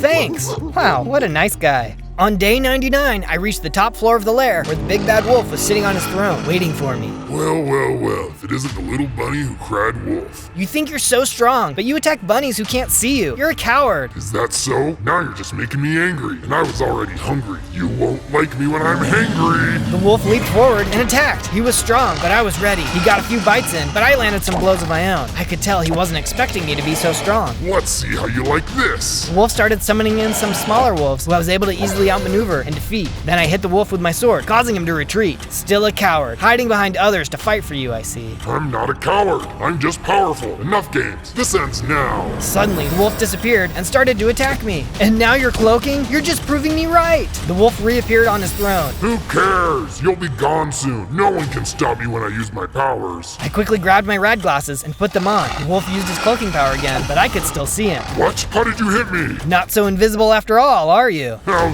dare you? The wolf let out a flurry of attacks, which caught me off guard, nearly taking all of my health. Maybe I was being a little too cocky. He only had to hit me one more time, and I was done for. Zozo! I looked over and saw Rocky standing by the stairs. Catch! He threw a splash potion at me, which immediately restored all of my health. No! I pulled out my trident and threw it at the wolf, destroying him for good. Rocky, I can't believe you followed me here. I'm glad you did, though. You saved the day. But our work here isn't done yet. On day 100, I headed down into the basement and used my hammer to break the animals out of their cages. Be free, my friends. It's safe now. After I had broken all of the animals out, I stood by the door of the mansion as the creatures ran to freedom. Sometime later, I was back at my base, surrounded by all my new friends. Thanks for all of your help, and I'll catch you in my next adventure.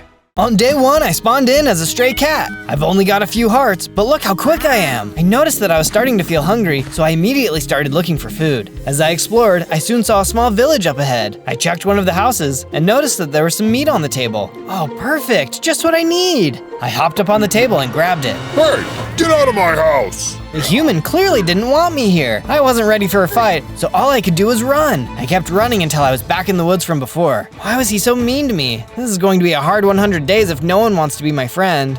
I kept exploring the woods when I saw a group of cats up ahead. More cats! Hi guys! Oh hey, you must be new around here. We were just trying to figure out how we were going to get some dinner. You're telling me? I just took some meat from one guy's house and he chased me all around. But here, I'll share it with you guys. The cats were really thankful and excited about the meat.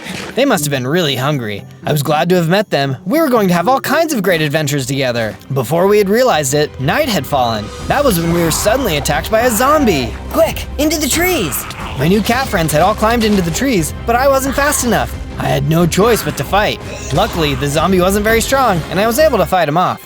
But that was just one, and a whole group of skeletons were suddenly on me. I've got to get away! I ran off and soon saw a thick tree. I hurried and punched a hole in it where I was able to crawl inside, away from the skeletons. That was way too risky. I'll have to stay in here for the night. On day 2, I woke up to one of my new cat friends punching a hole in the tree. Come on, Zozo, we've got to start looking for food. What do you mean? I thought cats got to lay around and be lazy all day. That's just house cats. Strays like us have to work hard all day to survive. Come on. I hopped out of the tree and got to work punching some trees and collecting wood. With the wood I collected, I made a crafting table, then used the crafting table to make a wood pickaxe, shovel, axe, and sword. I'm gonna have to get even more wood if I'm gonna make myself a proper base. Using my new wood axe, I got to work chopping down some more wood. That's when I heard the sound of a spider and was suddenly attacked. Back off, you creepy crawler. The claws were still stronger than a wooden sword, so I swung them and managed to take the spider out. Not too much later, even more spiders attacked. I was really quick and nimble, so I had no problem taking them out too. Alright, that's enough spider fighting. I need to get working on that base. I climbed up a nearby tree and started working on a treehouse. It was hard enough that we would have to scrounge for food. We didn't need to be constantly constantly fighting off mobs too. Speaking of food though, I saw a small bird had landed on the other side of my treehouse. Ooh, that bird looks delicious. I positioned myself, then sprang forward, missing the platform. There was a loud crunch as I hit the ground. I landed on my feet, but falling from a big height still hurt. To my surprise though, my health started going up. That's when a counter appeared, showing that my 9 lives were now down to 8. Just then, my cat friend came running over. Oh, thank goodness. I heard you fall and was worried it might have been your last life. Nope, I've still got 8 to go. Oh, well, you're lucky. The rest of us have been strays for a while, and we're all down to our last one. Hopefully you're never in our position. There was no time to talk though, as suddenly a pack of wolves came out of nowhere and attacked. Zozo, run! We all split up and ran off in different directions. Why were these wolves chasing us? Come here, you little snack. Oh, because they wanted to eat us. Of course. I managed to jump into my tree and climb up to the top. Thankfully, the wolves were too big to fit in my tree. You got away this time, but we'll be back. You can't get away from our boss. I didn't like the sound of that, but at least for now, they were leaving me alone. As long as I can climb trees, I'm sure I'll be safe. Later, my cat friends climbed up with me, and together we all watched the sunset. At least we all had each other. On day 3, I woke up to a terrifying sound. The sound of wolf howls. It was scary, but we were still safe in the trees. But that's when I saw him. What is that? A giant wolf monster was headed our way. This must be the other wolf's boss. You can't hide from me. The monster wolf climbed up the side of the tree, up onto our platform. Watch out, guys, run! We all ran off in different directions, but it was too late. The wolves managed to get all of my friends, knocking them out one by one. No, my friends! There was nothing more I could do. Somehow I was the lucky one, and they didn't notice me up in the tree. As the wolves left, all I could think about was how alone I felt. Those wolves are gonna pay for what they've done. Mark my words. On days 4 to 5, I woke up in my unfinished base. It's not safe here in the forest. I'll have to find a new place to live. I left the forest and headed off. I had heard once that cats were originally desert animals, so I decided I would find a desert far from here to live in. I'm sure wolves won't like the desert heat too.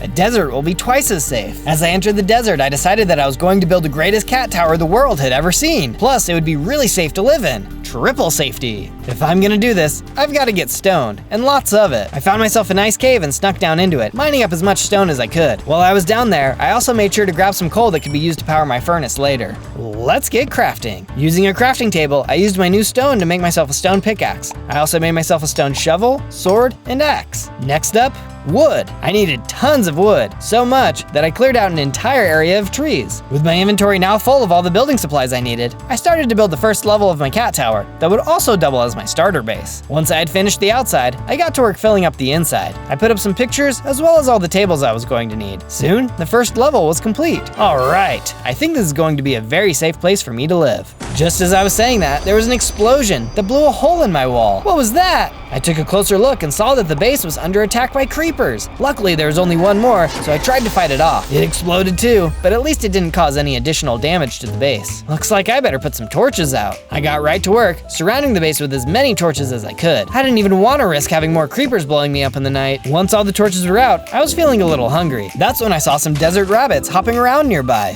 Dinner! I ran around after the rabbits until I finally managed to take one down. I cooked the meat back at the base, then chowed down. That sure was tasty, but I'm gonna have to find out an easier way to eat if I'm going to live here much longer. On day 6 to 8, I got up and headed out the door. It was enough delay. I needed to start getting ready to fight back against the wolves. It wasn't too long and I found myself heading down into a cave. Time to find some iron. Just inside the cave were several iron veins, so I got right to work mining them all out. After a while, I had gotten plenty of iron, and I heard a growl behind me. Who's there? What are you doing in my cave? Leave now or I'll be forced to take you down. Please, I just wanted to collect some iron. These evil wolves destroyed all of my friends, and now I have nowhere to call home. I know your pain. My family was taken from me when I was young too. Not by wolves, but by poachers at a nearby village. I've been all alone ever since. Why don't you take revenge on those poachers? Have you seen yourself? You're a big, powerful lion. I never really thought about it. I guess I didn't realize just how big I've gotten. Yeah, let's do it. Although first I've got to drop this stuff off at my base. You can come along if you'd like. The lion and I ran back over to my base. When we arrived, the lion was impressed. Wow, this is quite the place you've got here. Much better than my cold cave. Thanks. Give me a bit here to get ready to go.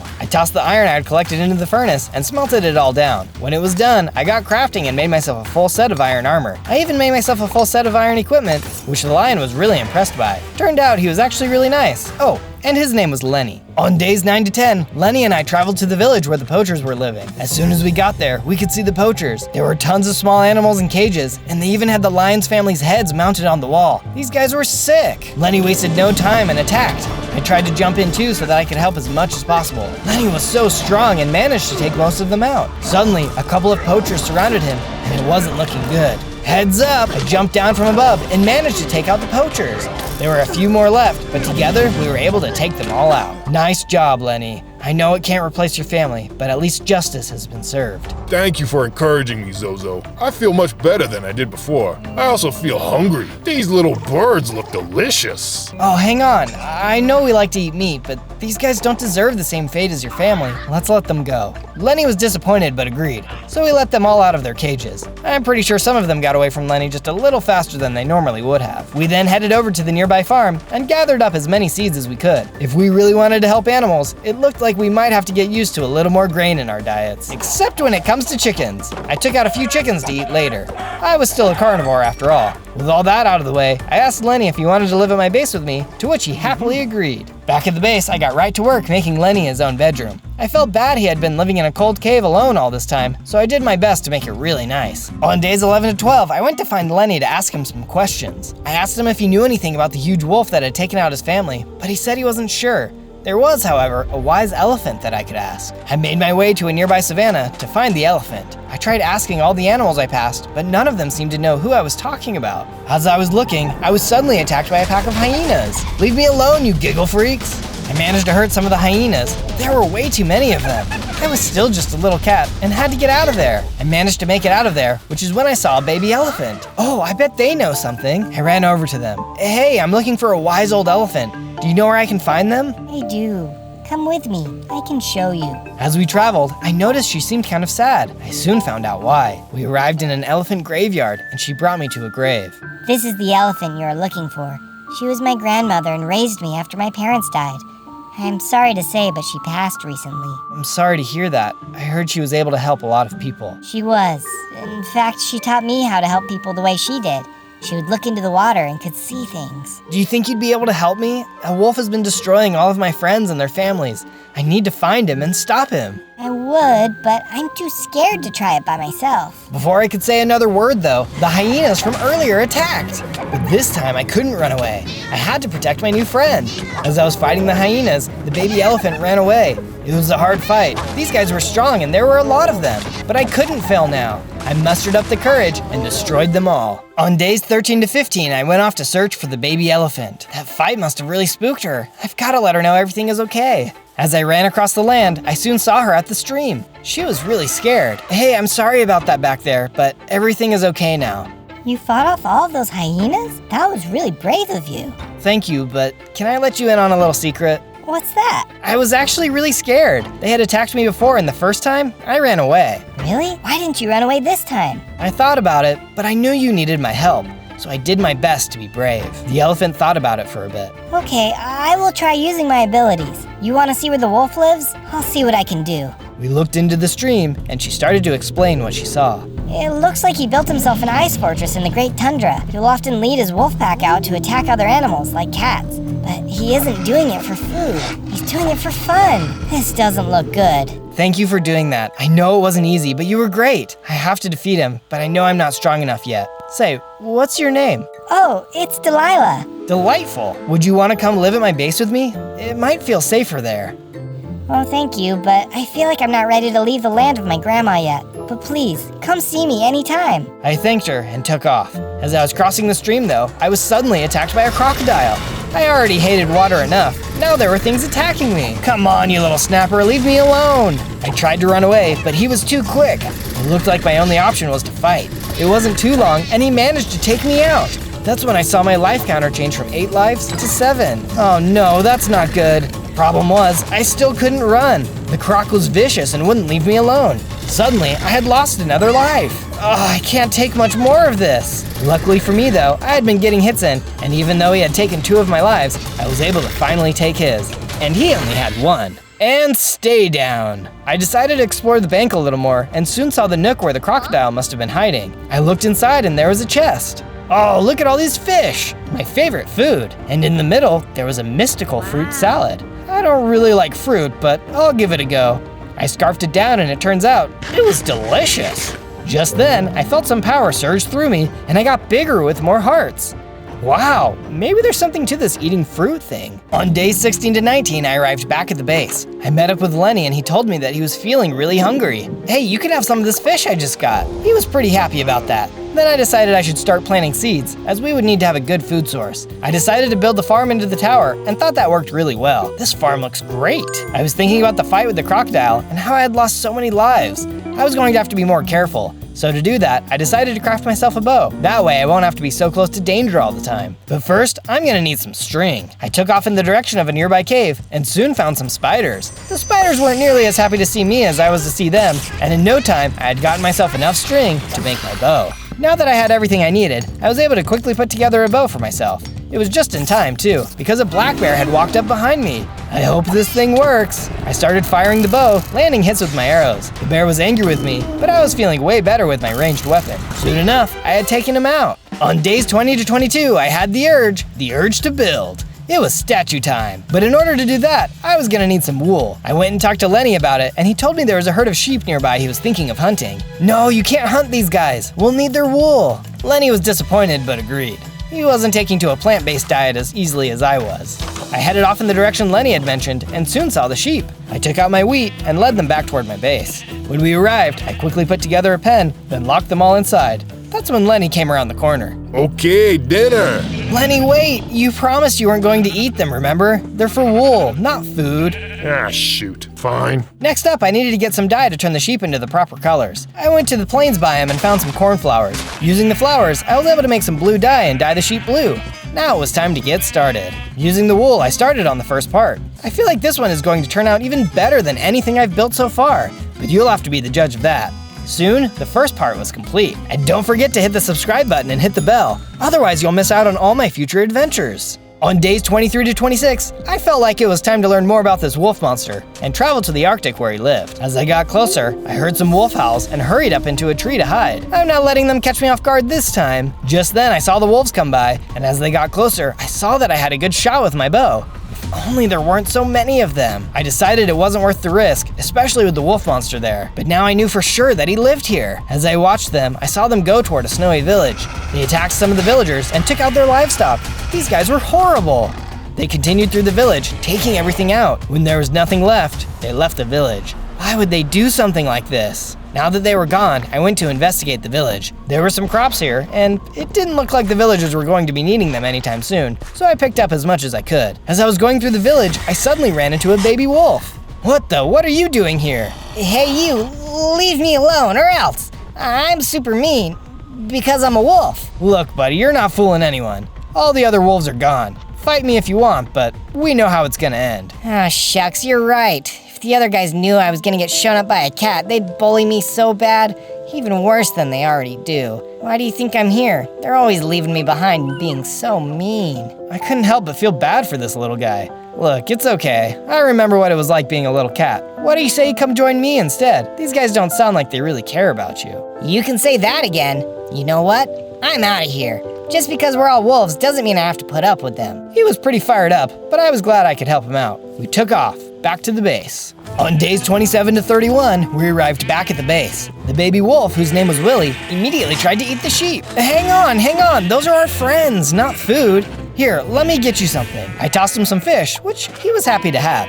That's when Lenny came walking up to us. It turned out he had really been starting to enjoy the veggie life and wanted to share some with us. We headed up to the garden and Lenny tossed some new food out for us.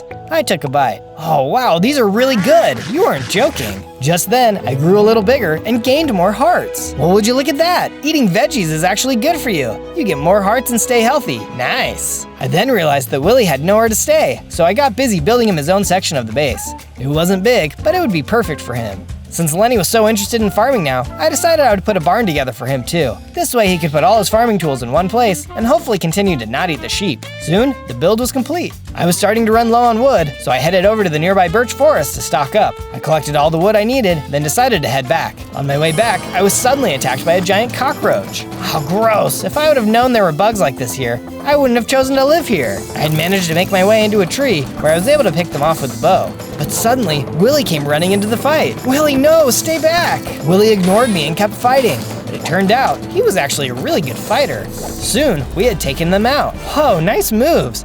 Those other wolves better watch out. You'd be able to kick their butts. Willie told me I was being too nice, and we headed back to the base. Later on, I had gone into the mines where I found some iron. I figured Willie could use some armor, so I collected as much as I could. Back at the base, I smelted down the iron, then used the iron ingots to make him his very own set of iron armor. I went and gave it to him, which he was very excited about. On days 32 to 35, I woke up to the sound of meowing. Could that be more cats? I went to take a look and it turned out there were a bunch of cats out there. Oh, hey guys, how did you find me? There's a giant cat tower in the middle of the desert. How could we miss it? Yeah, that's a pretty good point. They asked if they could live here, and I of course agreed. That did leave me with a problem though. I couldn't fit all of them in my room. So I got right to work making them their own rooms at the top of the tower. I couldn't believe more cats were around. I would have to keep an eye out for some more of them. Once I had finished building their houses, I went to work on the statue with Willie. I had to get the next part done. If my cat tower was drawing people in, I'm sure a big statue would bring them in too. Soon, we finished the second part. Back at the base, I decided to check in with the cats. They had settled in nicely. Hey, do you guys know of any other cats? I'd love to help as many as I can. Well, there is this one woman we had heard of who takes in cats and cares for them. We were actually on our way there when we found your base. You could try checking there. They explained to me where I needed to go. I wanted to make as many cat friends as I could. We would be stronger together. On days 36 to 39, I arrived in the desert the cats had mentioned, but I didn't see a house anywhere. Let me see if someone can help me. I talked to every animal I ran into, hoping they could point me in the right direction. But everyone I talked to said they hadn't heard of her. That's when I suddenly stumbled upon a huge desert pyramid. Well, it's not the house I'm looking for, but maybe there's something useful in here. I headed into the pyramid, which is when I saw a horde of zombies at the bottom. Luckily, I still had my bow, so I used that to hurry and take most of them out. Then I jumped down and finished the rest of them off with my sword. As I explored, I came across more zombies, but I was able to fight them off. Just then, I saw a button with a sign next to it. Just a normal button, trust me. Okay, I hit the button and another button rose up out of the ground. I shrugged and hit that button. I heard a noise in the other room and ran over to see a hole had opened up in the ground. Oh, what could be down here? I went down in the hole and found another button. This is getting a little ridiculous. I hit the button, which revealed a hidden room full of gold. Wait, seriously? I thought for sure this must have been a trap. I entered the room and started picking up all of the loot. This was some good stuff. I checked the chest and saw there was an enchanting book for Punch 2. Oh, now my bow is really gonna be able to knock people back. I was feeling pretty good about things, so I headed back out of the pyramid, off to try and find the woman's house. On days 40 to 43, I was running through some hills when I saw a group of llamas. Hey, do you guys know where I could find a cat lady's house? To my luck, they knew exactly who I was talking about. Turns out the house was just over the hill. They told me to be careful though. The lady was pretty weird. I ran in the direction they had pointed and soon saw the house in the distance. I ran up to the house when a woman came running out. Oh, it's another kitty! Here, kitty kitty! Here, kitty kitty! Oh wow, you're super friendly. I heard you had a bunch of cats here and I'd love to meet them. Oh yes, I love cats! They're the best! Maybe you can even stay here with me! Oh, well, maybe? I've kind of got my own thing going, but I'd love to say hi to everyone. Well, please come in. Let me show you around. The woman led me into her house and showed me around to the different rooms. I could hear some cats, but none of the rooms we went into seemed to have any cats. Something seemed off, but maybe it was just how much she seemed to love cats. And this final room is my favorite. It's where all the cats live. Finally! I stepped into the room, but all of the cats were in cages. What was going on? You can be my newest friend! Suddenly, I was hit with a potion and went to sleep. On days 44 to 49, I woke up inside of one of the cages on the wall. The crazy cat lady had captured me. I tried my best to break out, but she had taken all of my tools. Is there anyone out there? Yeah, man, I can hear you. Just give up. There's no way to get out of this place. What do you mean? How did you guys end up here? We all thought this was going to be a good place for us strays to live, but she keeps us locked up in cages. She likes cats, but she likes them so much, she never wants us to leave, even for a second. The cat lady had come into the room and was going around feeding the other cats. This might be my moment to escape. As she came to my cage and opened it, I pounced. Out of my way, lady! I saw a chest nearby. My stuff must be in there. Inside, I could see I was right and tried to grab as much of it as I could, but it was no use as I was hit by another one of her potions, which put me back to sleep. I woke up again, back in the cage. Tried punching the walls again, but it was no use. I told you, it's better just to give up. This is our life now. How long have you been in here anyway? Oh, I don't even remember anymore. It's been years. Years? I can't be here for years. What's going to happen to all my friends without me? On days 50 to 53, I awoke in my cage to the sound of panting. It was Willy. Willy, what are you doing here? Something about this cat lady seemed fishy to me, so I followed you, just in case. Boy, am I glad you did. Willy opened the cage and I hopped out. I was free. I ran over to the chest and grabbed all my stuff. Just then, the cat lady came in. Is that a wolf? I hate dogs and especially wolves. I'll take care of you. The cat lady drank down a potion and turned into a witch. All right, Willy, we can take this lady. We all jumped into battle. She might have been crazy, but she was also crazy strong. Even with our combined power, we couldn't defeat her. Suddenly, I lost one of my lives. Oh shoot, now I'm down to 5. I can't let her beat me. I focused all of my energy and took her out. Just then, there was a surge of energy, and Willy leveled up. Whoa, Willy, look at you! You're even stronger than before! Willy was super excited. Next, we decided to take a look around the house and managed to find an enchanted diamond helmet. Oh, nice! I'm going to be even more protected than before. Maybe I can hold on to my remaining 5 lives now. I then met up with the other cats and invited them to come live at my base with me. They happily agreed, and we set off. On days 54 to 57, I made it back to the base and got right to work making additions to the base. With all the new cats, we were going to need some serious upgrades. They had spent so long in cages, I wanted to make sure they had a nice place to live. Soon, their room was complete. Later on, I was chatting with the cats when they told me how hungry they were. I was pretty much out of fish, and I couldn't ask them to stick to a plant-based diet. Although to be fair, Lenny had really gotten into it. Hang on, guys, I've got an idea. I headed back down to the base and went over to the water. Using my shovel, I dug out the land until I was able to connect the small pond near our base to the river. Now the water would run right by our front door, and fish could swim right up. I felt like it still needed something though, so I got to work building a fishing dock. We could store our fish and relax here, while the cats could cast a line into the water. Once the dock was complete, I led all the cats over to check it out. What do you guys think? We should be swimming in fish in no time. They were all happy as they threw their lines into the water. They'd never have to be hungry again. On days 58 to 62, I collected some wool off the sheep, then headed back over to the statue. I got to work on the next part. I'm sure it's pretty clear what I'm building at this point, but what do you think? Was this what you were expecting me to build? Once I had finished my work on the statue, I remembered I had gotten some enchanting books. Using my new book, I was able to add the punch enchantment to the bow. This will certainly pack a punch now. My bow was great, but I was going to need armor to match, so I left the base to go to a nearby mine. At the bottom of the mine, I could see a bunch of monsters, so I decided to take the new bow for a spin. It was working great, and I managed to take out a ton of them. Some of them got really close to me, but I still managed to take them out, one by one. Whew, hopefully there's not any more of them down here. I kept exploring and soon came across another group of creepers. Oh no, not more of these guys. I tried to take them out, but couldn't stop them all from exploding. Ouch! But what's that? I noticed the explosion had revealed an unnatural block and could hear skeletons on the other side. I broke a block, which revealed the entrance to a dungeon. On days 63 to 66, I knocked out the rest of the blocks and was immediately rushed by some skeletons. Oh, get out of here, you psychos! These skeletons were fast. It's a good thing I came prepared. They tried their best to take one more of my lives, but I managed to fight them all off. Alright, let's see what's going on back here. I entered the dungeon and could see more skeletons. Using my bow, I quickly fired at them and took them out. That's when I noticed a button in the middle of the room. What does this do? Unfortunately, it was a trap. More skeleton archers rose up from the ground. I was surrounded. They fired their arrows as I jumped to get out of the way. Luckily, I could take some cover, but even as I jumped out to hit them, it was still too hard. Oh, wait a second, they're stuck. I can just leave. I headed into the hallway. I guess whoever laid that trap didn't think it all the way through. I went and explored the hallways. I wasn't sure where to go next. Then I came across a sign that said treasure room.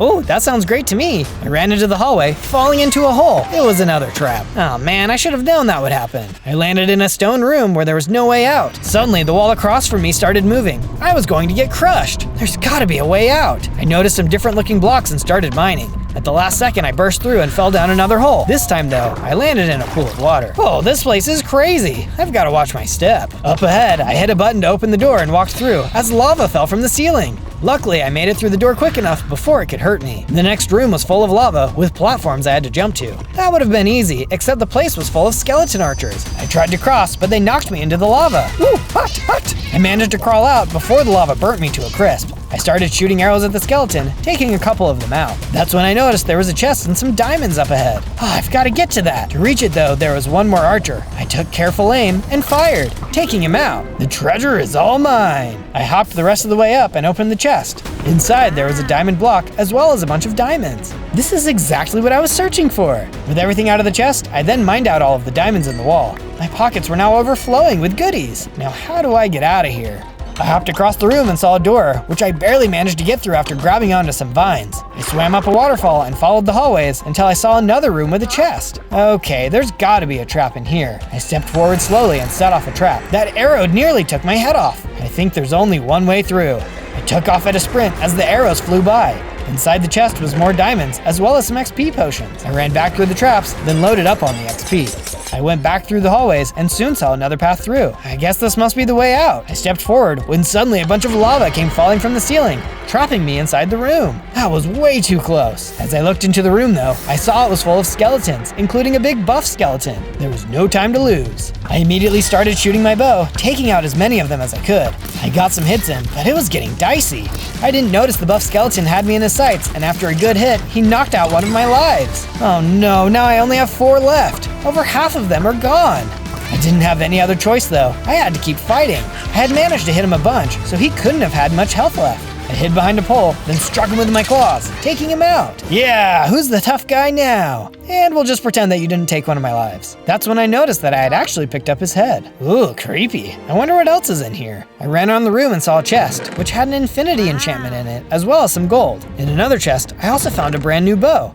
I knew just what to do next. At a nearby anvil, I added the infinity enchantment to my new bow, which gave me endless arrows. By now my pockets were filled with goodies, so I used some cobblestone to block the lava and left the dungeon. Back at the base, I stuck my mutant skeleton head above my door. Now everyone knows that this house belongs to one tough kitty. Now that I had a bunch of diamonds, I went over to the crafting table and got right to work, crafting myself an entire set of diamond armor. I was going to be super protected now. With the armor done, I also made myself a full set of diamond tools. It was just about time, as the iron tools just weren't going to cut it anymore. With all of the tools finished, I grabbed Willy and we got to work on the next part of the statue. It was time to add some details in, and I was excited to see how it was going to look. It didn't take too long, and we soon finished the next part. Back at the base, I was feeling like I was almost ready to take on the wolf monster, but asked Willy if he had any ideas of what I could do to power up. Well, there's a special set of claws I've heard about. They're strong enough to rip through wolf hide. That sounds like just what I need. Where do I find them? There's a fort pretty far away from here that they are rumored to be in, but it's got some tough mobs defending it. I can show you the way. That would be awesome. But first, let me go check with Lenny to see if he has any new veggies for me to take on the journey. I went up to the garden with Lenny, and he gathered me a fresh set of food. Thanks, buddy. You've gotten good at this. On days 71 to 74, Willy and I had reached a snowy taiga biome when suddenly we were attacked by a polar bear. I had just upgraded all of my gear, so the polar bear didn't really stand a chance against me. Together, we defeated him easily. Yeah, that was so easy. Suddenly, a bunch of polar bears came running out. Oh, this is not easy. The polar bears were really mad at us, and we were taking a lot of hits. This situation was all too familiar, and I suddenly lost another one of my lives. Oh no, only 3 left now. I had lost another life, but we had made good progress, and together, we were able to take out the last of the polar bears. It helped that Willy was now a full-grown wolf. We soon found a cave and settled in out of the cold. Thanks for coming along with me, Willy. I thought all wolves were bad, but you've shown me that's not the truth. Willy didn't say anything and started walking around in circles. It was kind of strange, but maybe he just wasn't comfortable expressing his feelings. It was getting pretty cold when Willy set out a campfire. Oh, just in time. We both settled in for the night. On days 75 to 78, Willy and I reached the snowy fortress deep in the taiga. This must be where the claws are. We entered the fort, but as we walked through, I couldn't help but notice the place seemed empty. There might have been a battle here long ago, but there was definitely no one here now. As we entered another section, the doors closed behind us. Oh no, it must be a trap. Get ready, Willy. That's when I realized it wasn't an enemy who set the trap. It was Willy. I'm sorry, Zozo, but I can't resist my natural instincts. I tried, but cats are just too delicious. What are you saying? Come on, we're friends. I have a lot of respect for you. I didn't know a cat could be this strong. But I have to do this. And once you're gone, I'm going to lead the pack to all the other cats in the base. Willy, get a hold of yourself. This isn't the right way. I'm sorry, Zozo, but it's the end. And just like that, we began to fight. Willy had gotten really strong, and his blows really hurt. I couldn't believe his instincts were this powerful. Please, Willy, it doesn't have to be like this. But it was too late. He was done talking, and I could see his wolf instincts had completely taken over. He kept swinging at me and managed to take another one of my lives. Ugh, only 2 left. I hurried and climbed up some trees, making my way to the top of the ruins. From there, I started firing arrows, landing some blows. Willy ran around, trying to avoid my arrows. It was making him really mad. I wasn't going to be able to finish it this way, though. I had to land a blow up close. I hurried and climbed higher into the ruins, firing arrows as I went. Get back down here! I climbed out the side of the ruins as Willy continued to look up where I was before. I snuck up behind him and delivered a sneak attack. It was just a few hits more, and he was finally defeated. Willy, why? I'm sorry it had to come to this. I ran outside and picked a flower. I carried it back inside and laid it where Willie had disappeared. I'll see you in the next life, my friend. On days 79 to 84, I was feeling really sad about the loss of Willie. I couldn't help but think though, Willie was super strong and he was just a regular wolf. What chance did I have against the wolf monster? That's when I remembered Delilah the elephant could help.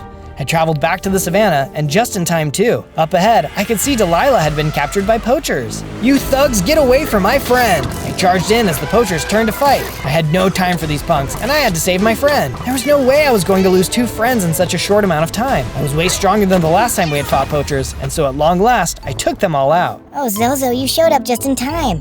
I don't know where I'd be without you. Or well, I guess I do. I'd be dead. You mustn't talk like that. But I was hoping you could help me with something. Oh sure, anything. I need to defeat the wolf monster still, but I'm wondering if there are any special items out there that could help me. Could you take a look? Delilah agreed and took a look into some nearby water. Okay, I can see the nether. There's a huge fortress there. And inside, oh, there's some claws. They look like they're strong enough to rip through wolf skin. So those claws are real. Do you know how I can get there? It's showing me a path to the nether portal. It's actually not that far from your base. Wow, that's great news. I'll have to go get them. But before I do, are you sure you still don't want to live at my base? There's so many poachers out here. Oh, I've definitely changed my mind. I would love to live there. Delilah and I headed back toward my base. As we got closer, she caught sight of my statue. An elephant. I love it. It reminds me of my grandma. I miss her so much. I wish I could have met her. I'm almost finished with that statue too. Just one more part to go, but I think you'll think it's pretty cool. From there, I got right to work building Delilah her own room at the base. The poor girl kept getting attacked, so I was glad she decided to come and live at the base with us. Her room was going to be at the top, so she was definitely going to be safe. Soon, her room was complete. Here you go. I really hope you like it here. Delilah assured me she would, and she especially loved the view out of her window. On days 85 to 89, I headed straight for the nether portal. I had to get those claws. Oh no, it looks totally destroyed. Hopefully there's some more obsidian in this chest. I opened the chest and luckily, there was everything I needed. Someone must have been here before. Just then, a snapping turtle came walking right over the chest and attacked. Ah, you're so slow and creepy. He wasn't very strong and I took him out quickly. Then another animal attacked me out of nowhere. This guy wasn't strong either and I took him out too. All right, enough. Let's do this. I quickly fixed up the portal, replacing all the missing obsidian blocks. I stepped into the portal and was teleported to the nether. I stepped out into a soul sand valley and could see a few endermen roaming around. As long as I don't look at them, I should be good. But as I got closer, they turned and started to attack me. I guess they just really wanted me to stay away. Once I had taken them out, I took a look at my surroundings. That's when I noticed some ancient debris in the wall. Oh yeah, I can make some netherite gear with this. I mined out the debris and stored it away for later. It was time to explore. I took off into the nether, traveling across dangerous terrain and fighting off endermen. I found some more ancient debris too. There were also some ghast that showed up, but I was able to take care of them with my bow. Soon, I saw it in the distance, the fortress from Delilah's vision. There it is! I just need to get across this lava, and the claws will be mine. I started jumping across the broken path, being sure not to fall into the lava. As I entered the fortress, I was suddenly attacked by a hellhound and a couple wither skeletons. I should have known something would be waiting for me. I tried to climb up some platforms as quickly as I could and started taking them out with my bow. The wither skeletons were getting too close for comfort, but luckily I was able to take them down. Now it's your turn. I jumped down and started swinging my sword, showing the hellhound who was boss. Even the dogs in a different dimension are mean. I kept swinging my sword and finally took the hellhound out. That was a tough fight. He destroyed most of my armor. But the important thing was that I had won. I went over to the chest and took a look inside. There was tons of loot, and most important, the claws were inside. I can't believe it, I got them! I took out the claws and equipped them. That's when I felt the energy surge through me, and I grew into a huge, super buff cat. Whoa, I'm extremely ripped, and I have way more hearts. It was time to take the fight to the wolf. On days 90 to 94, I returned to the base to see all of my new friends. It was quite the sight to see everyone so happy. We had all been affected by the wolf monster in one way or another, and it was great to see that despite it all, we had all found a place to call home. I was too big to fit in the door now, so I knocked out a space and grabbed some supplies out of a chest. Then I made myself a fancy new moving door. Ah yes, this will work perfectly. Now that I had a functioning door, I took the ancient debris I had collected and smelted it into some netherite scraps. Then I took some of the diamonds I had collected and made an entire set of diamond armor. Now I'll need a smithing table. I got the smithing table put together and then combined the netherite scraps with some gold bars to make some netherite ingots. Using the new ingots, I was able to then convert all my diamond gear into netherite. Now let's finish the statue. I headed outside and finished putting all of the details on the elephant. I thought it looked really nice and I was glad that it reminded Delilah of her grandma. Well, what do you think? Is this your favorite build I've done so far, or did you like another one more? With the statue complete, it was time to say goodbye. I met with all of my friends outside. Thanks for all of your support, guys. I'm going to go fight the wolf, but I'm still not sure how I'm going to beat him. I was thinking about it, and didn't you say that crazy cat lady threw a potion at you that knocked you out? Maybe she had other potions that could come in handy for your fight. Oh, that's a great idea. I'll have to go stop by there and see what I can find. Good luck, Zozo. I know you'll make us all proud. The rest of the animals chimed in. I never could have done it without all of their support. Time to get that wolf. On days 95 to 97, I arrived back at the cat lady's house. All right, let's see what's going on in here. I ran up to the house to get inside. As I tried to take a look around, I realized I was too big for the doors, so I knocked out the walls to make myself some space. Something tells me she's not gonna mind. As I checked around the house, I eventually opened up her bedside table and found a bunch of blindness potions. No wonder she always had these on her. The lady literally slept next to them, but these will help in a fight. With the potions in my pockets, I headed off toward the wolf monster's base. I soon reached a snowy area and could hear the howling of wolves in the distance. But this time, I wasn't running. This time, I was heading straight for them. Hey, you boys, check out this cat. He thinks he's real tough walking into our land like this. Your pride will be the end of you. I'm gonna take down your entire pack. Oh, cry me a hairball, fuzzbag. Bring it on. We lunged at each other and started swinging. These guys thought I was weak because I was a cat, but they quickly found out I was super strong. I could tell they were scared, and soon, only one of them was left. You're no cat, you're a freak. Just wait until the boss hears about this. The last wolf ran off to tell his boss. Yeah, not even a warning is going to save him from me. The wolf wasn't very smart though. He was leading me right to their base. Soon enough, I saw a large fortress in the distance. This must be it. I walked up and started to explore. I could feel something behind me. I turned around and saw there was a huge sub behind me. Quick, subscribe to the channel. We must win this fight. On day 98, I charged into the base and was immediately attacked by some wolves. Out of the way, you mangy mutts. I swung my massive arms and knocked the wolves out. With my strength, these guys were a breeze.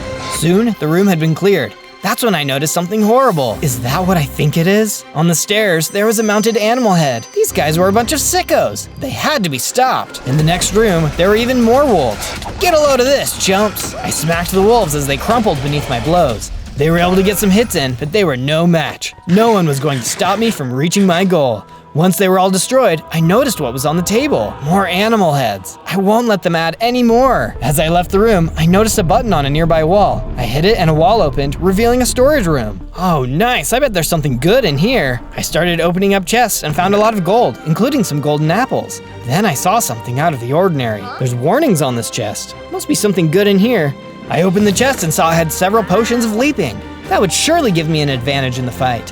Now I just had to find the monster. On day 99, I wandered through the halls and eventually walked into the Great Hall. The wolf monster was seated on a golden throne. Oh, what is this? A cat walking right into my house? Who do you think you are? You know who I am. You destroyed my entire group of friends. Yeah, you'll have to be more specific. I do it all the time. It's literally all I do. I'm Zozo. Oh, Zozo.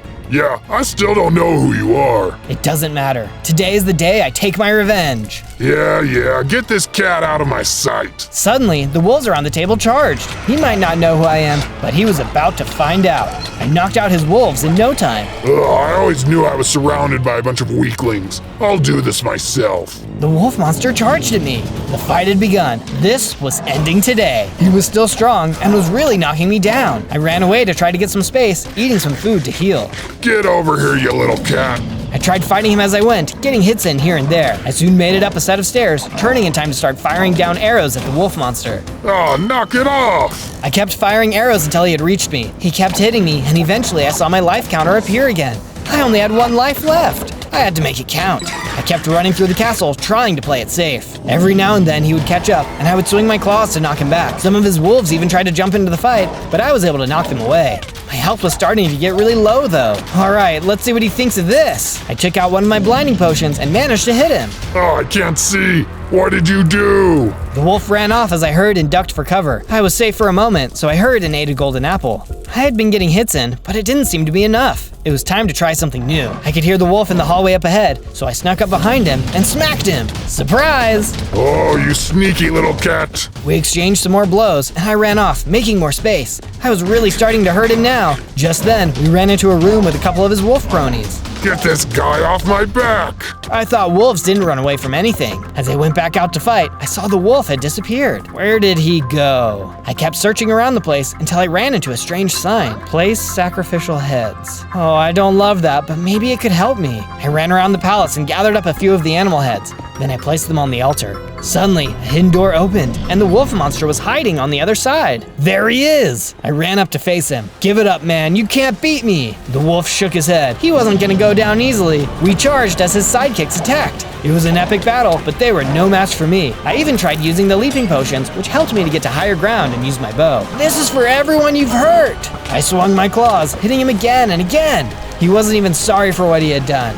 At long last, I swung my claws, destroying him for good. Goodbye! The wolf was finally gone. Now we could all live our lives in peace. On day 100, I made it back to the base. All of my friends were there to greet me, and I couldn't believe the fight was done. We were finally free from danger. The world was once again a place of peace. On day 1, I spawned in the desert as a baby snow golem. I was all alone, except for a honey golem who was much bigger than me. I wasn't sure why I was here, or why I was so little. Where are all the other snow golems? What am I doing out here where it's so hot and dry? Before the honey golem could answer me, a guster blew toward us. Who are you? Who am I? I'm Gary the Guster, and there ain't a fella in the land who can take me and my Guster gang down. Just take a gander at what happens when you don't do what I say. And with one attack, he destroyed the honey golem I spawned in next to. How could you do that? You monster! Because I'm the baddest Guster around these parts. You got 100 days to rustle up 100 diamonds and bring the loot to me, or my gang and I will burn the nearest village to the ground, and you with it. And with that threat, he disappeared, leaving me all alone. Oh no, I either need to gather Gary's ransom or defeat him. If I don't, there's gonna be trouble. But I'm gonna need to be a lot stronger before I can do that. On day 2, I started making my way through the desert toward the village. If they were in danger from Gary the Guster too, I needed to get there and warn them. Maybe they could help me, and we could keep each other safe. I realized I only had 5 hearts, so I would have to be careful on the way. As I was walking, a group of zombies appeared from out of a cave. What do you want? Just keeping an eye on things for the boss. I don't see any diamonds. Maybe we ought to teach you a lesson in listening. They attacked me, and I had nothing to fight back with. I was scared that they would take me down. I was way too small and weak to beat them right now. But just then, a bison ran up to me. Howdy there, little snow golem. You're a long way from home. I am, and I'm in danger. Well, hop on my back and let's mosey on out of here. I can take us somewhere safe. I hopped on the bison's back, and he carried me away from the zombies. Thank you. What's your name? Byron, what's yours? You can call me Zozo. Mighty nice to meet you. On day 3, Byron the bison took me to his village. It was the same place I was trying to get to, so it all worked out pretty well. Except, of course, for the part where we had to all deal with Gary's evil plan. This is a nice village. Thank you for having me. Then, Byron took me to meet the mayor of the town. He was a golem like me, but he was an earth golem, not snow. Hello, Mr. Mayor. Well, howdy there, little snow golem. What brings you to our town? I quickly explained what I knew about Gary and his threat to destroy the village if I didn't bring him 100 diamonds. That no-good scoundrel's been bothering us for some time now. Going on a few years. Maybe we can help each other out and bring him to justice once and for all. I would love to help, but how? Well, let's see. I reckon you'll need to make some tools, get started mining diamonds, and get a heck of a lot stronger too. We'll do whatever we can to help you do that. This town's plenty big enough for more kind-hearted folks after all. You can set up on the edge of town. Byron and I started to leave, but the mayor had one more thing to say. You know, this village needs a sheriff. I reckon you might just be the man for the job. On days 4 and 5, I went out and punched some trees so I could gather enough wood to build a crafting bench. Then, I crafted some wooden tools. Once I had those, I could start gathering some stone. Hey, this is going pretty well so far. Once I had enough stone, I upgraded my tools from wood to stone ones, including a stone sword. I was ready to start building our base. Say, Zozo, if you're fixing to be the sheriff, let's say we build you a sheriff station with a jail inside. That's a perfect idea, Byron. We can use it as an armory too. It'll be the perfect place to help keep the village safe from Gary and his gang of goons. Then, I had a brilliant idea. Byron, every sheriff needs a deputy. Do you want the job? Well, shucks, Zozo. I'd be honored. With Byron chosen as my deputy, we got to work building our base, a couple of jail cells, and 2 rooms for us to sleep in. The mayor stopped by to admire our progress. This looks mighty fine, boys. Here, Zozo. This should help you get started. The mayor handed me a strong potion. I drank it and felt myself grow a little bit bigger, and I gained 2 hearts. On days 6 through 8, I explored the desert around the village, looking for more materials. While I was walking around, I saw a roadrunner being attacked by a nest of rattlesnakes. Hey, you leave her alone! I rushed at them with my stone sword and began to fight. They turned their attention away from the roadrunner and started attacking me instead. It was a tough fight, but after a long while, I knocked down the last rattlesnake. Oh, thank you kindly. The roadrunner ran over to me. My name is Rhonda, and you're my hero. Just doing my duty, ma'am. What are you doing all the way out here? I got lost in the desert. I was looking for help getting back to my nest. It's in a cave, you see, but it isn't safe for me to go alone. My eggs are in there. I need to get to them before something terrible happens. Well, that sounds like a job for the local sheriff. On days 9 and 10, Rhonda and I made our way to the cave where her nest was. I wanted my nest to be out of the sun, and this cave used to be safe. But when people started mining in there, it woke something up. Something terrible. This is it. Please be careful, Sheriff Zozo. I'll do my best. I drew my sword and crept into the cave. What are you doing in my cave? A werewolf jumped out of the shadows and roared at me. This cave belongs to more than just you. This cave ain't big enough for the both of us. He swiped at me with his claws and knocked me back into the wall of the cave. I dropped my sword, and when I ran to pick it up, he hit me again. Uh-oh, this guy is way too strong. Get out now, or I'll finish you off. I'll have to come back and face him again when I'm stronger. I need to go help Rhonda. I ran out of the cave, where Rhonda was waiting. I'm sorry, he's too strong. But please, come back to town with me. You can stay at my sheriff's station until we can come back. I'll help you get your eggs back, I promise. On days 11 and 12, I returned to my base with Rhonda. I built her a room, including a crafting bench and a chest. Thank you for the help, Zozo. It means the world to me. Of course, I'm happy to help. Now that we're safe, do you know anything about Gary the Guster? Not too much, only that he's got a hankering for diamonds and power, and won't let anything stand in his way. He's hurt a lot of people, made himself a lot of enemies. If we all band together, maybe we can do something about him. That's what I've been thinking too. Glad we're on the same team. After my chat with Rhonda, I went mining for some more materials. I found iron and coal too. I made a furnace and smelted the iron, then used it to craft some iron tools and boots. Best of all, I crafted an iron sword. Then, I built an armory where I could store all of my new tools. This base is coming together. We'll be able to take on Gary and his gang in no time.